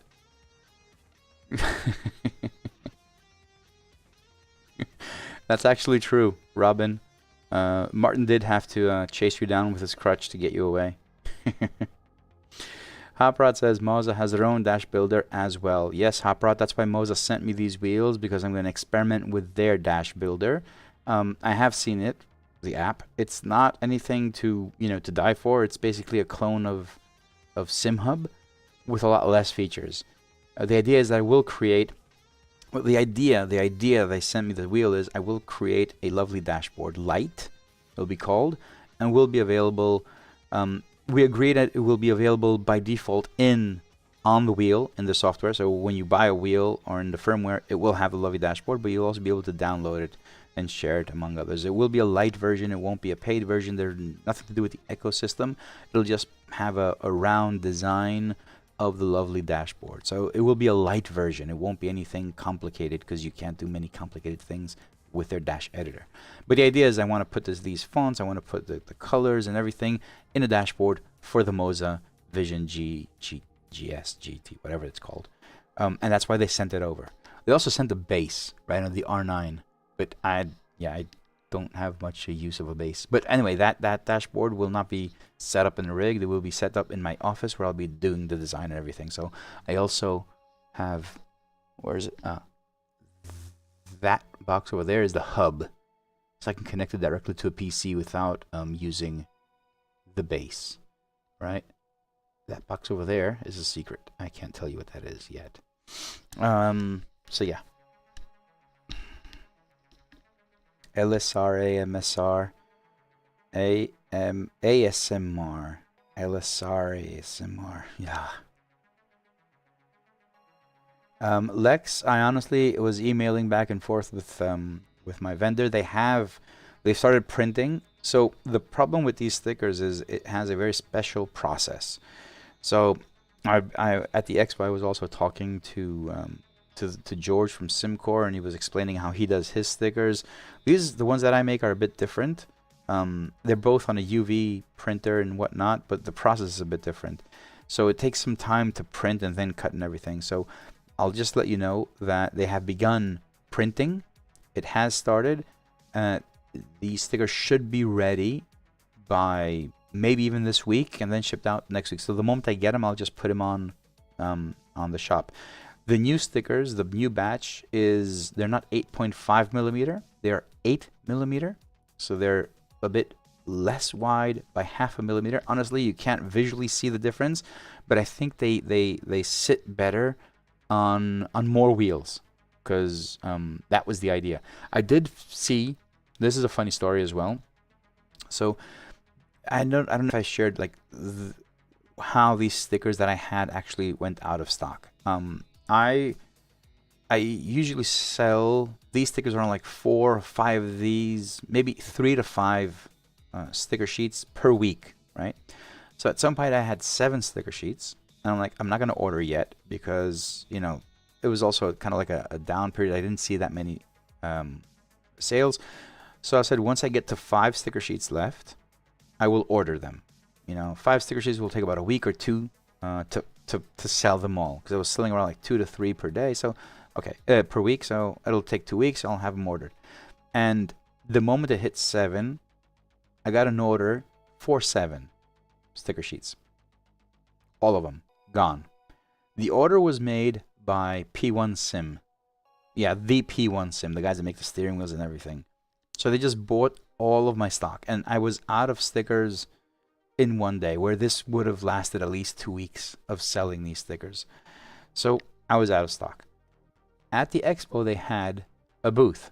So, you know, lo and behold, myself and my lovely sim racing t-shirts and hoodie walked over to their booth, and I basically looked at them and like, where's Alex? Because Alex is someone we have been already, I forgot his last name. Anyway, Alex from P1 Sim. I'm like, where's Alex? And everyone's like, oh, Alex is not here. He won't be coming to the event, but I'm, you know, the partner, whatever. I'm like, who bought 7 sticker sheets off of me all at once and left me without stock? And the guy's like, I did. Is there a problem? I'm like, absolutely no problem. I'm out of stock right now. I need to order and everything. So that process started. And there was about a week I lost with the company because I had some issues with my email. Anyway, that's a whole thing. But point is, P1 Sim purchased 7 sheets to use at the expo. So all of their steering wheels, whoever was at the expo, or any pictures you see of any P1 Sim steering wheel, the stickers on the buttons, they're mine. They're the ones they purchased. And we also discussed maybe we can do something more custom for them and whatnot. That's a different story, obviously. But they just bought out all of my sticker sheets, and that's how I became, you know, out of stock, because the plan was never to be out of stock. I was ready to order. But again, as I said, there was another issue with my email, so I sent the email for the order, and I lost about a week until I realized that they didn't get the order, and then I had to call them and whatnot. But anyway, that's a different story. And the end of the story is P1 Sim bought out my entire stock and used all the stickers on their steering wheels at the Sim Racing Expo booth. And new stickers are coming in. Hopefully I'll have them in 2 weeks. Hopefully I'll have them in my hands. Bruno, no, because the SimMagic FX Pro does not have SimHub support. So there's no way I can do anything with them. And I don't think they will be changing that as well. So I don't think they will be adding support for SimHub, especially for their older models. But going forward, they obviously are and will. So we'll see how that goes. There is... Let me get that off. So there is one thing. You know, I spoke to a lot of people, so I can go through a few things. So Asetek, fun story with Asetek.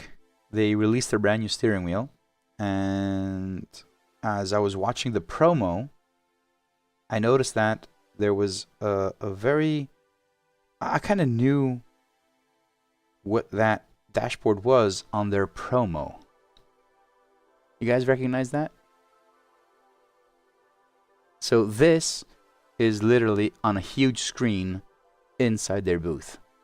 This thing. Right? So they actually had the lovely dashboard on... It's even in their promo material. So it's there. So I saw that. I'm like, okay. And I went next door because Asher Racing was right next door to Asetek. I went over next door, and you know, I wanted to meet someone and say, that's my dashboard, you know. It's kind of like that. And I eventually met Andres Eriksson, the owner. I also met lead developer, and we kind of had a discussion of maybe there's something we can do together. So hopefully that will pan out and become something. But Asetek does use SimHub, so they've done a really good job with their software. So hats off to Kevin, lead developer, are working on that, and hopefully we'll find something to work on together. Other pictures which are pretty cool. Again, this is the Acelith booth. You guys know the Italian brand Acelith. So the Acelith booth, yes, they are running the lovely dashboard on it. So this over here, this rig you can see, this is a Valentino Rossi rig, and you can tell by, you know, like little symbols they have. So one of the guys at Acelith told me this is not a Valentino Rossi rig, right? This is Valentino Rossi's rig. So it was that one and the one right next to it as well, which was kind of interesting. I assume they just they took the rig to make some improvements and they brought it to the expo because, you know, it's Valentino Rossi's rig. This is not a Valentino Rossi themed rig. This is the rig that he has in his house. And I cross-checked. I saw some pictures of what Valentino Rossi putting in the on Instagram and something, and lo and behold, it was this rig as well. So it was interesting to see that. And it is running the lovely dashboard, which is, again, cool. I don't know if it was running the lovely dashboard in the expo or if it was how he runs it. I don't know. And that's kind of like, you know, I don't know. Maybe it is. Maybe it's not. Another thing which is pretty cool to see, the ADAC booth had a competition, basically. You know, fastest lap competition or whatever you want to call it. And it was just a whole bunch of Sims. And if I zoom in, I'm pretty sure you'll recognize that all of the rigs at the ADAC booth were running the lovely dashboard. Again, really nice to see. But that wasn't it. There was like so many more. Let me see if I can find anything else. I didn't take that many pictures. Oh, well, Robin, if you're still on the chat, there's Robin, and I think Martin's was right behind him, chasing him, getting him away from the Asher booth. I think you fell in love. I think you fell in love with the Asher wheel, but he's not saying it because he's still He just recently bought the P1, so he probably doesn't want to. What else? What else do I have here? I have some really nice stuff. I did post a few things. Ah, here's another one. This is one of the Simrig guys. What do they call them? A video. It is the lovely dashboard running on this weird rig. And right across over there was SimMagic in the booth. If you look, as you're looking at the video, on the right hand side is where AC Evo was being showcased. It's in a box basically. And right there you can see the wall, that black wall over there. That was the AC Evo thing. So you have to get in there and basically, you know, run it.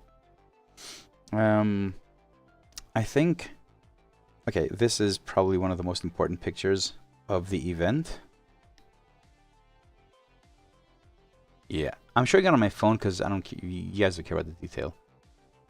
That, my friends, is Nicolas putting a face and a handshake to a legend, the guy that created SimHub. So he was there as well, and we finally got to meet. And you know, we didn't talk work or anything. It was just more like, thank you for, well, thank you very much for listening to me, you know, and taking my crap and doing things with it and making it better or worse. I don't know what it could be, but basically just helping me make this thing better. Peter AC Evo was in the AC Evo booth. It was in Simucube, and they also had one more in, what was the other booth? What was the other booth? It was in one more booth. I can't remember. But it had its own booth within Fnatic, basically. So yeah. I'm going to show you guys one last picture. Just one last picture. Which is... This picture was probably like the most emotional moment in the expo. You might understand, you might not, it doesn't matter. It's a personal thing mostly, but I was in the booth. I was talking to someone, I don't remember who it was. And I see this gentleman just walking around the lovely stand. And he was wearing a really old, lovely t-shirt. The one that said lovely dash with an asterisk. And I mean, I saw him like, where, like, this is, I don't even know if I own one of those t-shirts anymore, right? So as I was chatting with I don't know who it was, I can't remember who it was. I just kept on seeing he was going, like, he obviously wanted to say hi or something, because he was like, kept on going on, and I just had to interrupt my conversation. I'm like, dude, sorry, I have to, you know. And he comes by and I say, I love your t-shirt. And we hit up a really quick chat. He just told me that he's been a lovely dashboard user for a very long time, and he owned the t-shirt, and he specifically came to the expo wearing the t-shirt to say hello because he knew I'd be there. And I just took a picture because, you know, this isn't some teenager. This isn't some guy in the 20s or 30s or 40s or 50s even. It was this amazing dude. It was, honestly, this was one of the most beautiful moments I had. I don't know, you guys might not understand it or might not feel the same way I felt at that moment, but I just saw that, and I saw the t-shirt as well. You know, it just brought back memories. Like, this t-shirt was way, way before I had any members. It was, I think it was like when I first started having members. Like, I didn't even have merch. Maybe I sold like 1 or 2 t-shirts at that point. And it just brought back memories, and seeing him felt so nice. It gave purpose. Yeah, I think that was like the most emotional part of the expo for me. So yeah. Let's look at the chat. I didn't take a lot of pictures. I wasn't there for the visitor kind of thing. I was actually being more of expo booth kind of guy. One thing I am going to get this as well. So Asher Racing is doing a limited run of customizable steering wheels. So I will be getting this at some point. Just a faceplate with my logo on it, but they're going to send it to me, which is pretty cool. You can customize your Asher Racing wheel. apart from the colors you can actually do, we can also put like a different logo on top. You can put a logo instead of the McLaren. So if anyone said that they didn't want the McLaren logo, well, this is the moment where you can just order one. I think it'll be January of 25. It'll start. You'll be able to order an Asher Racing Ultimate, just the Ultimate, and put any logo you want on top and any logo you want in the front without having a McLaren. So you can basically order it without a logo as well if you want to. And they're also customizable button caps as well, so you'll be able to add button caps to what exists already. So that will be interesting for you guys if you really like the Asher Racing wheel, which I truly think whoever tries it actually wants to buy it at the end, because it really is good. All right, what else? Back to the chat. Nicola, has GSI moved to using your dash over their own? Nicola, no. In their booth, they used the dashboards they had for every wheel. Yes, they were using my Hyper P1 dashboard I made for them, but they weren't displaying my dashboard, the Lovey dashboard, on any of the wheels, because they already have their own dashboards, and obviously it wouldn't make sense marketing-wise to display mine.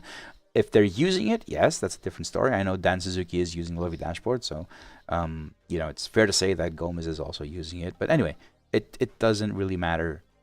In their showcase, they didn't have my dashboard because they have their own dashboards. They create their own dashboards even for the FP V2, the new one. They have a new dashboard. Hyper P1 was the one I made for them, so they're displaying that and whatnot. So they didn't have the Lovey dashboard on display there. Daniel says Rossi runs Lovely Dash confirmed. Yes. Yes. As far as we know, he does. You may not even know what it is, but as far as we know, his rig was running Lovely Dashboard. It's the same thing. It's exactly the same thing. Bongo Racing Robin Tate says, my nose. What about your nose? What's your opinion on the new Simagic Mag Dock and the new wheels? All right, so I had a look at them, Hot Rod. I had a look at all of them. One of the things that I really love about the Simagic wheels are the shifters. And they had this stand where they had 4 different types of shifters. So they had the normal shifter with a single button. They had the one with a double button, the one with the double button and a clutch, which is pretty cool. And they also had a new one, I think this is the new one, which is a push-pull. And they had them, you can test them and everything. I think Simagic has done an amazing, phenomenal job with shifters. Even for the GT Neo. Even this is amazing. This is like second to the Asher Racing only. These shifters. I really do think that these guys have made an amazing job with their shifters. Clutch is a bit hard, but I don't mind about that. But the actual shifter is amazing. And they had these other shifters there as well, push-pull. And they basically demonstrated a nice, beautiful ecosystem where you can create your own wheel like Lego. You know, it was really interesting. You can change the handles, you can change the shifters, everything. You just buy like pieces and make your own steering wheel the way you want it to.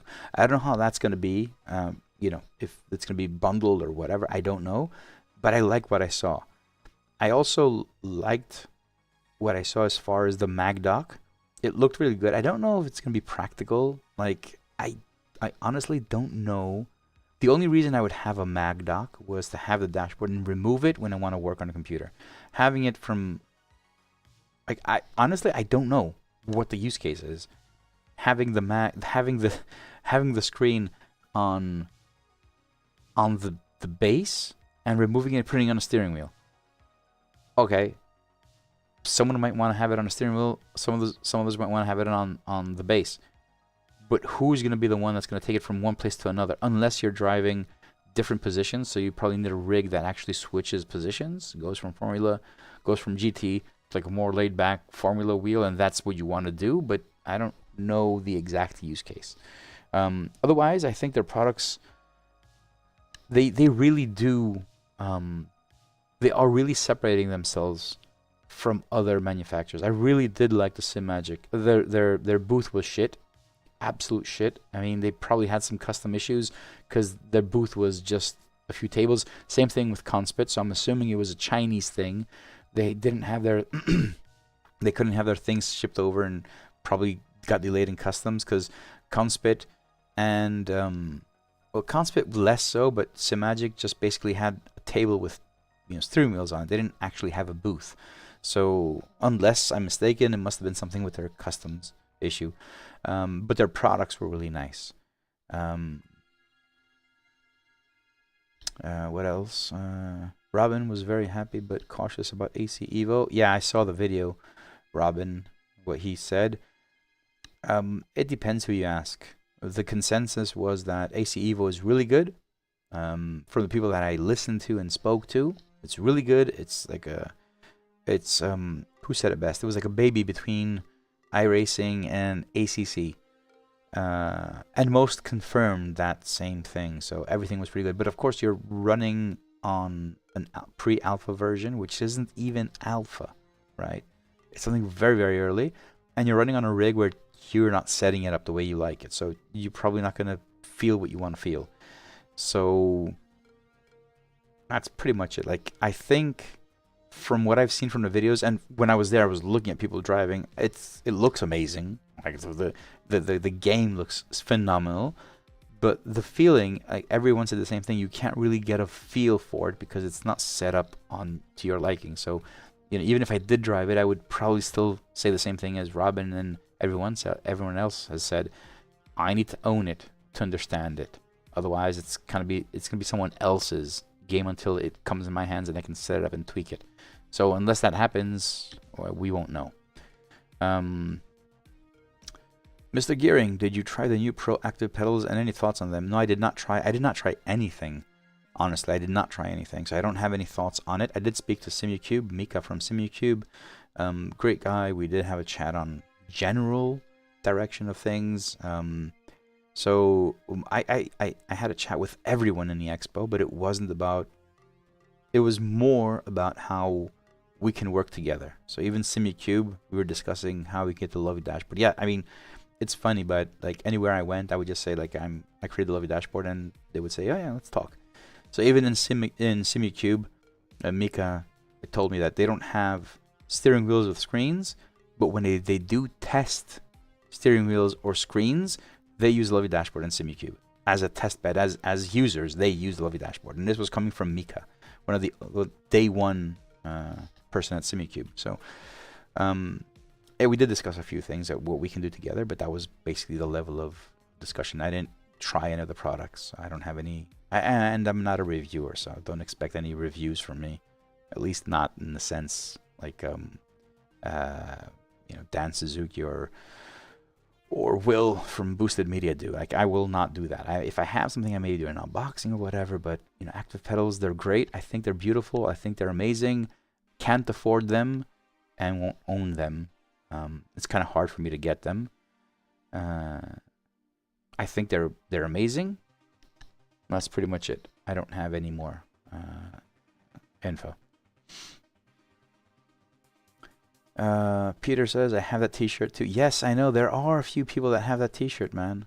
Do you still have it, Peter? Do you still have the Lovely Dash t-shirt? I think I have it. I think it's the only one that I kept, but I have it like in a drawer in the back, so I'm not wearing it anymore. Active pedal ordered. Robin, you ordered the active pedal? Oh, you sly. You sly.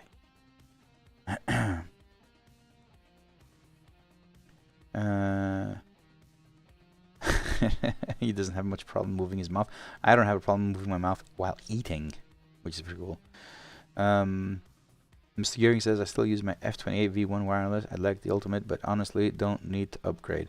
I will say that they're both tanks and amazing. I do think if you have the F28 and you don't need a screen, just probably get the Pro. I mean, if you don't need a screen on the wheel, probably get the Pro. Same exact wheel, just doesn't have a screen. I do think that would be my preference, the Pro over the Ultimate. But these are just personal stuff. Hot Rod. They don't really show that on the social media. I'm glad the modular system is coming, and I think their goal behind it is to have a GT style and F1 style without needing to buy 2 dashes. Yeah, that's still hard to do though. Like, it's hard. I don't know how would you swap them out on the fly. And if you do swap them out on the fly, I'm pretty sure they won't be as sturdy as having something built together. So I don't think their system isn't for their system is not made to be swapped out on the fly. It's to be built so you can customize and build your own wheel. I don't think it's I want a F1 style, remove the handles, put something else, remove the screen, put the screen. I don't think it's that kind of modularity involved. I think it's more like, you know, unscrew the steering wheel, the handles, put new ones on. I may be wrong. I may be wrong. I've not gone into detail, but the exploded view of the steering wheel they had kind of showed that it's something that you build rather than just swap out. So, and I'm also thinking if you're gonna swap out, it's going to have issues. Like how tight can these bonds be? You know, like when you changing these handles, if it's not screwed on, it's probably going to be an issue in the future. So maybe. Daniel says, would it be possible to have an MFM fuel calculator screen that only shows when a button is held? For example, I would normally have a default fuel calc showing, but then a map a button to hold that shows. So you're saying you're driving and hit a button and it shows you your fuel calculator and let go and it doesn't show. We do have a fuel calculator at the bottom, so I'd need a better use case for this. Otherwise, it'll just be another MFM. Well, it would be a special MFM, to be honest. It wouldn't be as the rest of the MFMs. Yeah, I'd like to hear more about the use case and how you would use it. Because then it would be the case where, okay, I want to have the weather, or I want to see the damage in a similar way. Like just hit a button and view the damage. Maybe that is the feature, not the actual MFM you mentioned. Maybe that is the feature. One of these, any of these MFMs, you can have a button to trigger it and show it and let go and hide it. Maybe that is the feature. And the MFM is just a fuel MFM. I don't know. Maybe. That could be. I'm thinking.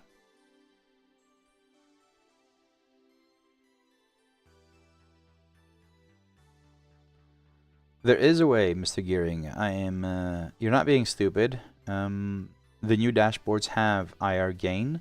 You can either use the well, there are instructions, but you can either download the Romain Rob plugin, extra properties, or download the Post-it Notes plugin, which is my recommendation, and it basically will show you iRating gain loss, incident count, and strength of field as well. And there is, for iRacing, there is a module dedicated for iRacing, iRating, and all that. So it does exist as of last release or whatnot, version 3 basically.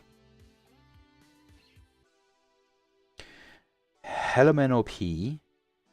While we're making, I just realized it's LMNOP. QRS, TV, WX, Y, and Z. Now I know my ABC. I just realized. Sorry. While making fast break, throttle, clutch, history graph modules. Yes, that is something that I want to bring to the modules. Yes.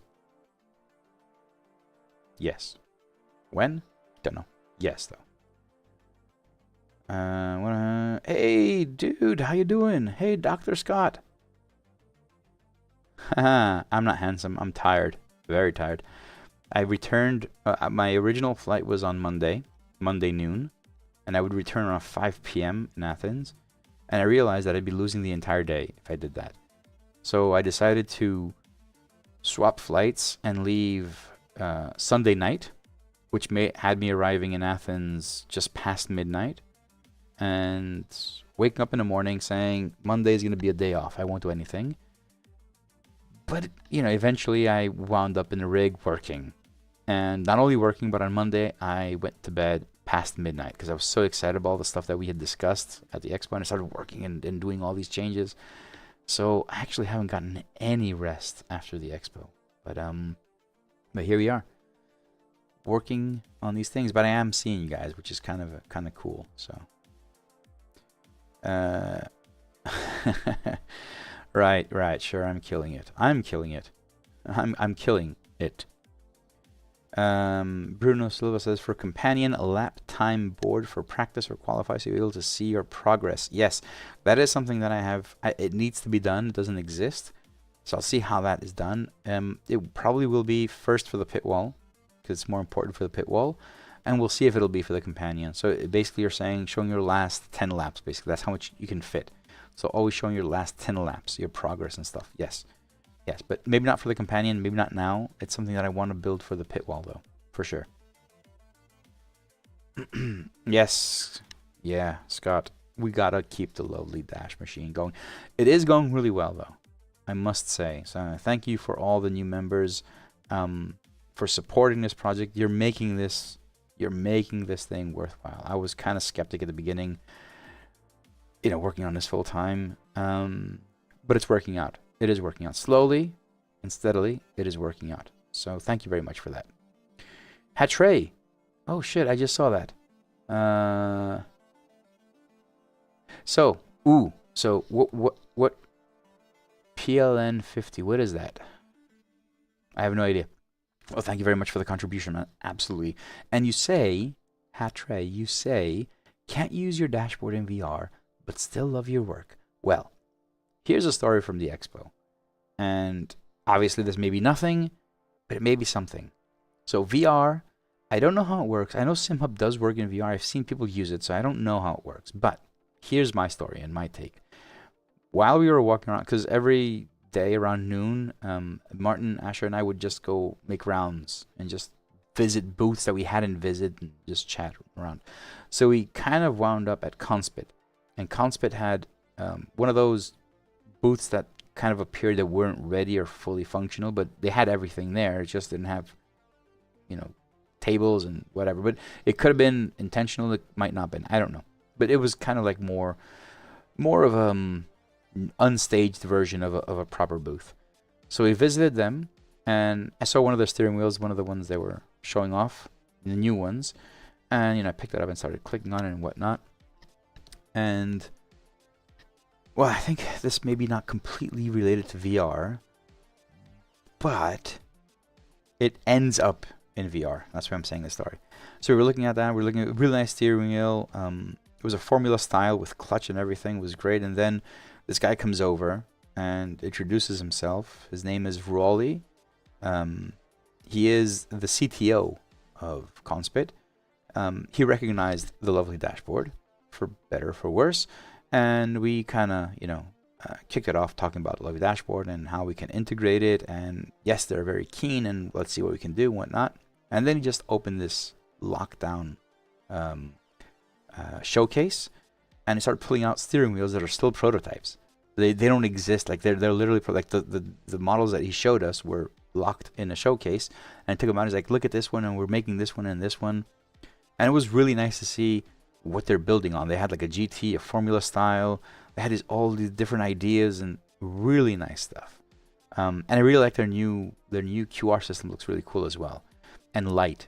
So it was really nice talking to all these. Now, shifting over to the conversation of what Hatray mentioned before. Within their booth, they also had Pimax. So Pimax was hosted within the Conspit booth. I don't know if they're the same company. I don't know. Absolutely no idea. But they were hosted within it. And I did say hello to one of the Pimax guys, just briefly. Like we didn't strike up any conversation. Yesterday, after everything died down, I got an email from Pimax saying that it was great to chat or say hello, whatever, and if we can find a way to work together. And my immediate response was, yes, absolutely. How do we get VR to work with SimHub? And we struck up a conversation. Of course, the conversation is still ongoing, so I can't say much more about that.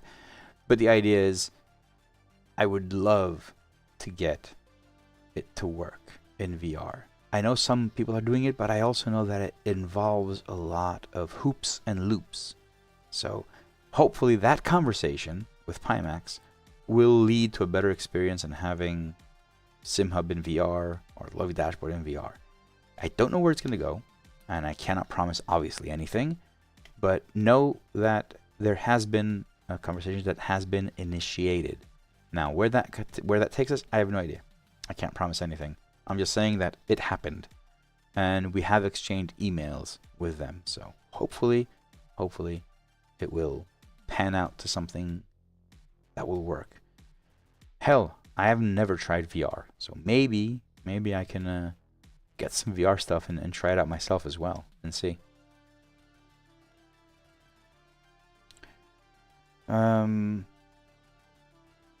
Hatray, yes, you say you remember I added a request feature the history break throttle and half people that hated this and half of them loved the idea. It'll be in a paid version. Hatray, I don't think anyone hated it. I think everyone loved it. It's just an idea that would be better suited for the pit wall, if anything. So I'm not entirely sure I'd put it in the dashboard. I don't know. I don't know yet. I don't know. If it does go in a dashboard, it will not be in a paid version. No, because it'll be a module. So the paid version only unlocks all modules, but not which ones. So if it is a module, it'll be available for free as well. You'll just have a limit of 3 on either side. And that's not going to change. It's working really well. I think even the people that have complained about it are so few, maybe 3 or 4 or 5 people complained about it as much as I can remember. So I think it's a good choice. It was a wise choice. Instead of having, paid modules, just limit the number of modules you can use. Even with the free version, you can have 6 modules altogether. So,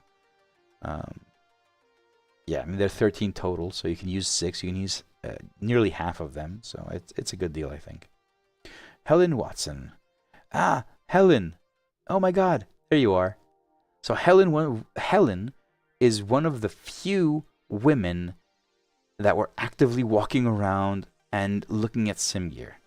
So really nice to have chatted with you. Everything I said when we chatted is still true. I did see videos on YouTube with more women, but I still believe that this is mostly a male thing, and I kind of hate the idea of it like that. I mean, I think it should be more mixed. But anyway, that's a different discussion. That is a completely different discussion. So it's really nice to see you at the event. Nice chatting with you, Helen. And nice to see you in the chat here as well, which is pretty cool. Love it. I love it. What else? Hello, Dr. Scott. Hope goes well. Lovely Dash is the gold standard. That is an incredible achievement. Lovely Dash is the gold standard. God. I mean, yeah, it's not a gold standard. It felt weird. I'm saying this in the most humble way possible. I don't know how to say this without seemingly being, I'm not. I'm absolutely humbled by the response that I got at the event. Absolutely humbled. So I got to meet some interesting people apart from the companies. Mark Anthony, if you're watching this or if you're ever going to watch this, it was great meeting you as well. Mark Anthony was a person that came to the Discord saying, I can't make this thing work. It turns out Mark Anthony and I spent about an hour and a half on a live call. I was helping him set up the dashboard. He eventually did get it set up. But it turns out, I think I've mentioned this in my Discord or something, Mark Anthony basically didn't know how to use a PC. He just loved driving. So he had the PC set up by son or someone, I don't know. And he had a really hard time setting everything up. And we spent a really good hour and a half, at least, helping him, set it up, one here, there. And, the technology was also getting in the way because he couldn't get the Discord sharing stuff. So we had to use, it was kind of like a mess, but a fun mess. Mark Anthony came to the expo and found me. And we took pictures as well. I won't show the pictures. It's fine. We took pictures as well, and it was great to see him. So the expo for me was not about trying new products or looking at new products or just, it was networking and seeing all of you. I honestly am saying this. Like if it weren't for all the people that I met in person, I would have said that it was just a good expo. It was interesting to see the products. Oh, they came out with this, that. Yeah. The fact that I met in person Gomez, Dan Suzuki, obviously the entire crew of Asher Racing, and Martin Asher, and Marcus, and Lucas, and Dominic, and Henning from Asher Racing. The fact that I met Andres Eriksson from Asetech, and Danny and Kevin, their lead developer in Asetech. Raleigh from Conspit. I met the 2 brothers from Acelith, which was amazing to see them. I met the boys over at HBD, the Shifters, those. the guys at SimRep. Finally, like all these people I've been chatting with at any point in time and actually meeting them. Who else was there? God, the P1 Sim guys. They were a hoot. They were French and I couldn't speak really good English, so it was one of those French-English conversations that you love to remember and don't remember what you said in the end of the day. Who else? Like so many things and so many people that I met. If it weren't for all of you, it would have been just an event. It was great to see you all. So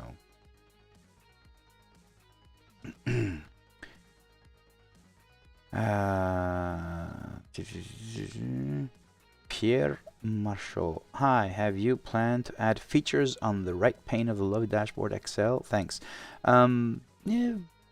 Right now, what will change based on the new version of the dashboard and the companion, it will have, so you have the map and relative, you will also have standings, Pierre. So right now, that's going to change. So for the XL, as is the companion, as is the normal dashboard, you will also have relative and standings and the map. LMNOP, Ace Dash, swap to Love Dash when they release the SDK eventually. Just a gamer, apologies for my ignorance earlier, didn't realize Pitwall had exactly what I was suggesting. Leaderboard, map, dark mode, lol, let's shake my head. Your work is outstanding. Thank you very much. Thank you. Scott, we need more female representation. I agree. Absolutely. It was kind of sad in a way. Looking at the venue, it was 99.9% men. Which yeah, I mean, I think we could do better in general, and I think we are doing better. It's just maybe the interest isn't there. Maybe it's not just the expo or sim racing. Maybe it's the society in general. You know, women in motorsport is not a thing. I don't know how it goes, like how far above and how far wide it has to spread. But it was great to see the few women that were there. It was great to see and speak to them. And Helen is in our chat as well, so it's even better.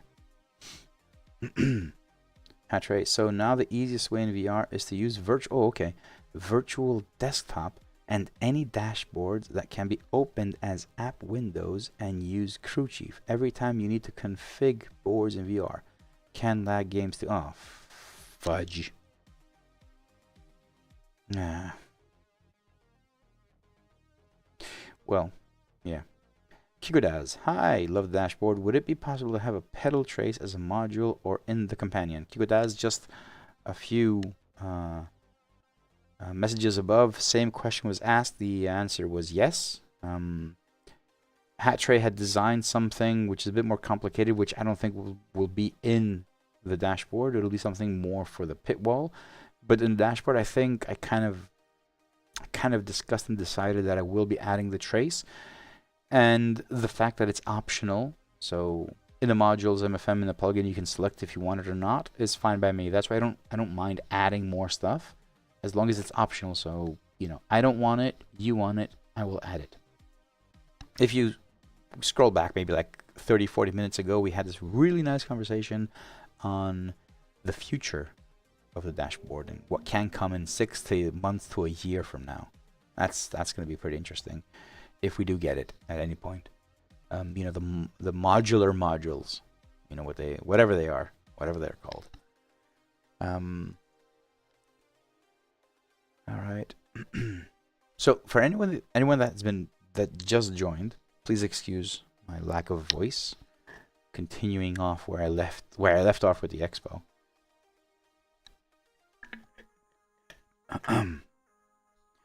Kiko does. I would recommend you go and watch the stream from the beginning. Obviously, adding to the watch hours for YouTube. But no, I mean, seriously though, the information I have in the beginning shows you one mega new feature of the plugin, which is the auto update. So you won't need to, like, when you get a notification of an update, you don't need to go to the site, download it, copy it, paste it, restart SimHub. Auto update is you just click a button and it does everything for you and shuts down SimHub. And you just need to restart SimHub and it's ready. And also showing off the new features that are coming to the dashboard and the companion as well, which will affect the XL. I also do show the UXL as well, the Ultra wide, which is one thing I completely regretted at the show, at the expo. I met the guys at SimRep on day one, hit it off. I saw their new brows that have like a grid with LEDs, amazing work. I also saw that the UXL, like their version of the ultra wide screen. And although I did have the UXL with me, I didn't have it at the show, I had it at the hotel. I completely missed the opportunity and tell them, here's the dashboard. It's unfinished. Don't share this with anyone. It's not done. Just put it on the dash so people can see it. I completely blew it there. I literally remembered it on Sunday. I went over by their booth. I'm just hanging a bit, you know. And I saw it and I was looking at it and I'm like, holy shit. Why did I not give them the dashboard to display on in their booth? Why? I don't know. I completely missed that opportunity. Anyway, it wasn't ready, but it would have had something to show. So that was, I blew it there. I mean, I should have, but I didn't. Shoulda, woulda, coulda, you know. Nicola, man, I'm surprised you haven't gone to bed yet. Dude, look at this. It's just midnight, man. It's just midnight. Oh, shit. Stelian, how you doing? Ti kanis palikari mo. Oh my god. This is a legend. This is a legend. If you guys don't know who Race Beyond Matter is, just go to his YouTube channel. For me, he is the best storyteller of every YouTube reviewer. Every single one. Like, you can go to Will Ford and you will get information. You will look at Dan Suzuki's videos, you will get information. You will look at everything. You watch Stilian's videos and you will get a kick out of them. They are far more than a review. I love them. Absolutely love them. And I told you, man, I really hope we can do something together. Thank you for joining my chat, though. I honestly, thank you. Thank you. And again, if you haven't seen, if you go back to the beginning, you will see a whole bunch of things that are coming and new features and everything. You know, I left the event on Sunday evening with George from Simcore, and I got back home. I was back home around like 1:30 a.m. because the flight landed just past midnight. So I was back home around like 1 a.m. or 1:30, whatever. I went to bed, wake up around 8 in the morning, and got to work. So, I mean, I'm so excited about everything. And this is literally exactly what I was talking about just moments ago. The people. I'm so excited I met Race Beyond Matter. I am so excited I met him. You know? And the stories he shared with us, they're just absolute brilliance. And I really hope we're all there next year as well. I honestly do. Smoker's Corner. Dude, Robin, do you smoke? I didn't know that. Unless you were there in the Smoker's Corner just to be with the cool kids. Unless that's it. Or else I didn't have you as a smoker, so yeah.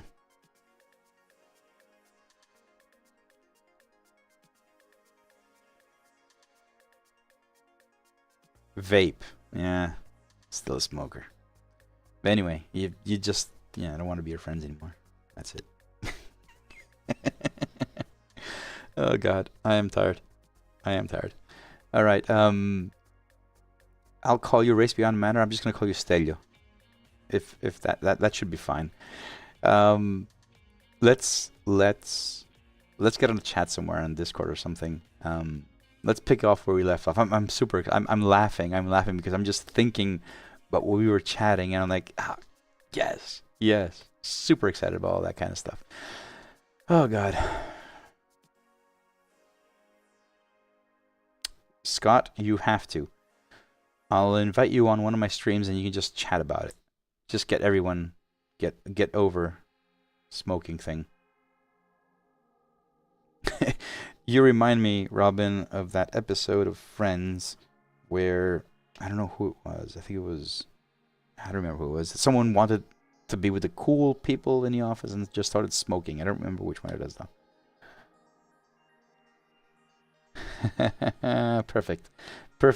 Perfect. It just ping me on Discord or anywhere you want, man, and let's talk about it. Nicole, that's Chandler. Yeah, I knew it was someone. I just didn't remember who it was.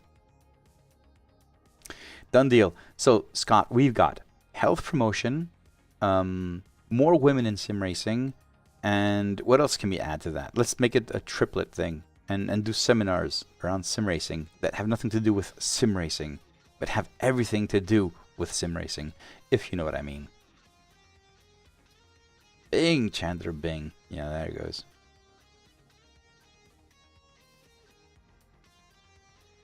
Triplets sound good. Yes, yes. World peace? Nah. World peace. Who wants world peace? It would be a boring world, wouldn't it? God, who knows? A piece of the world. Yeah, I think I should. It's right there. It looks like a dog looking at me. At least that's what it says. All right, guys. I am actually going to hit it.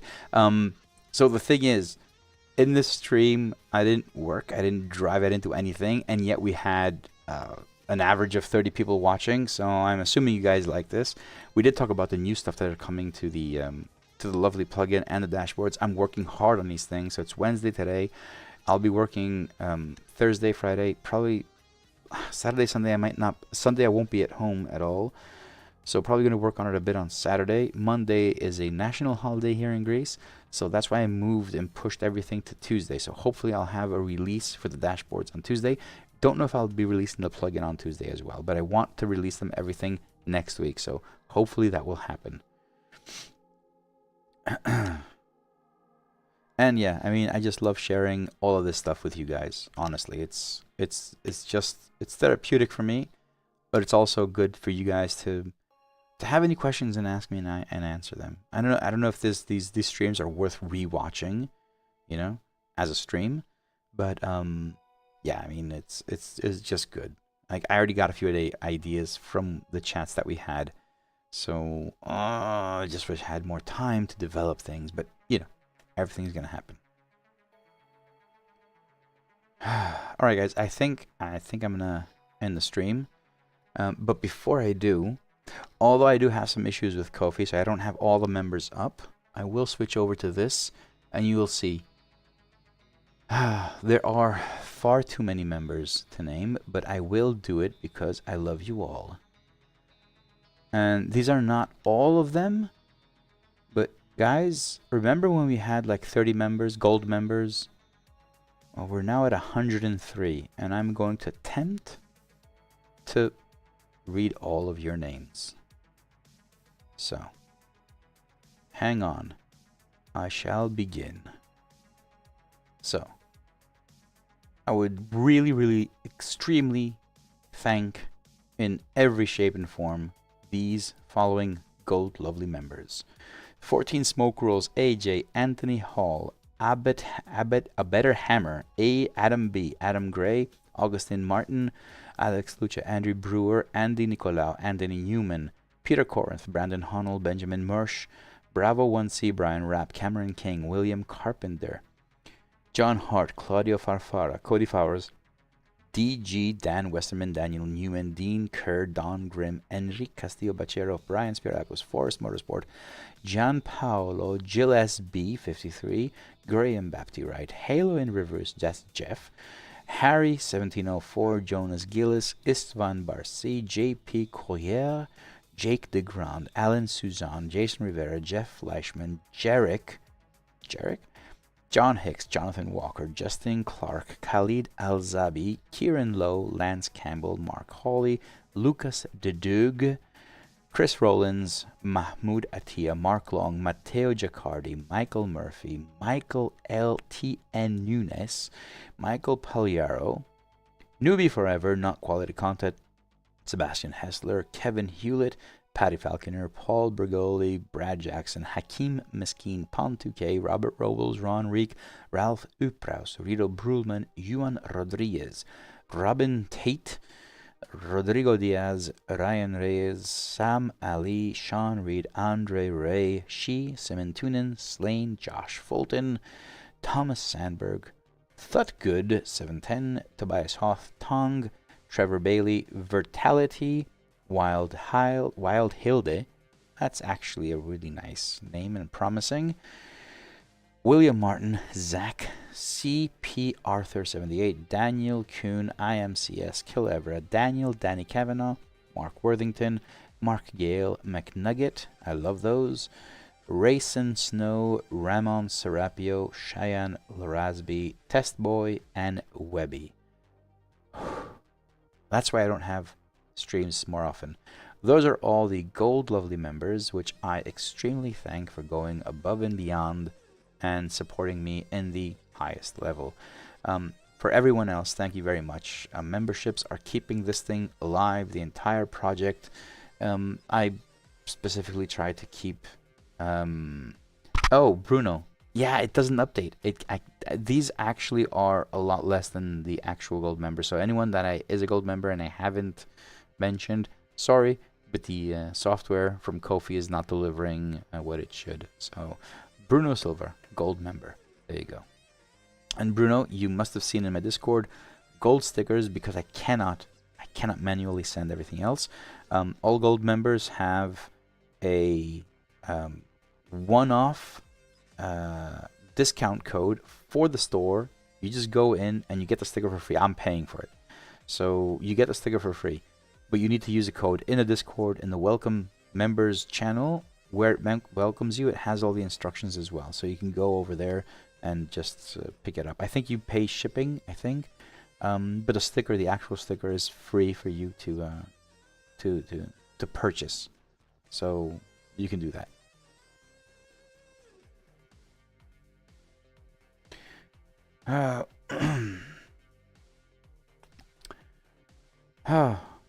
Nice questions you guys are asking right before I wanted to say goodbye. So Bruno says, where do you see yourself in your project 2 years in the future? 2 years from now, I see this project even bigger, even better.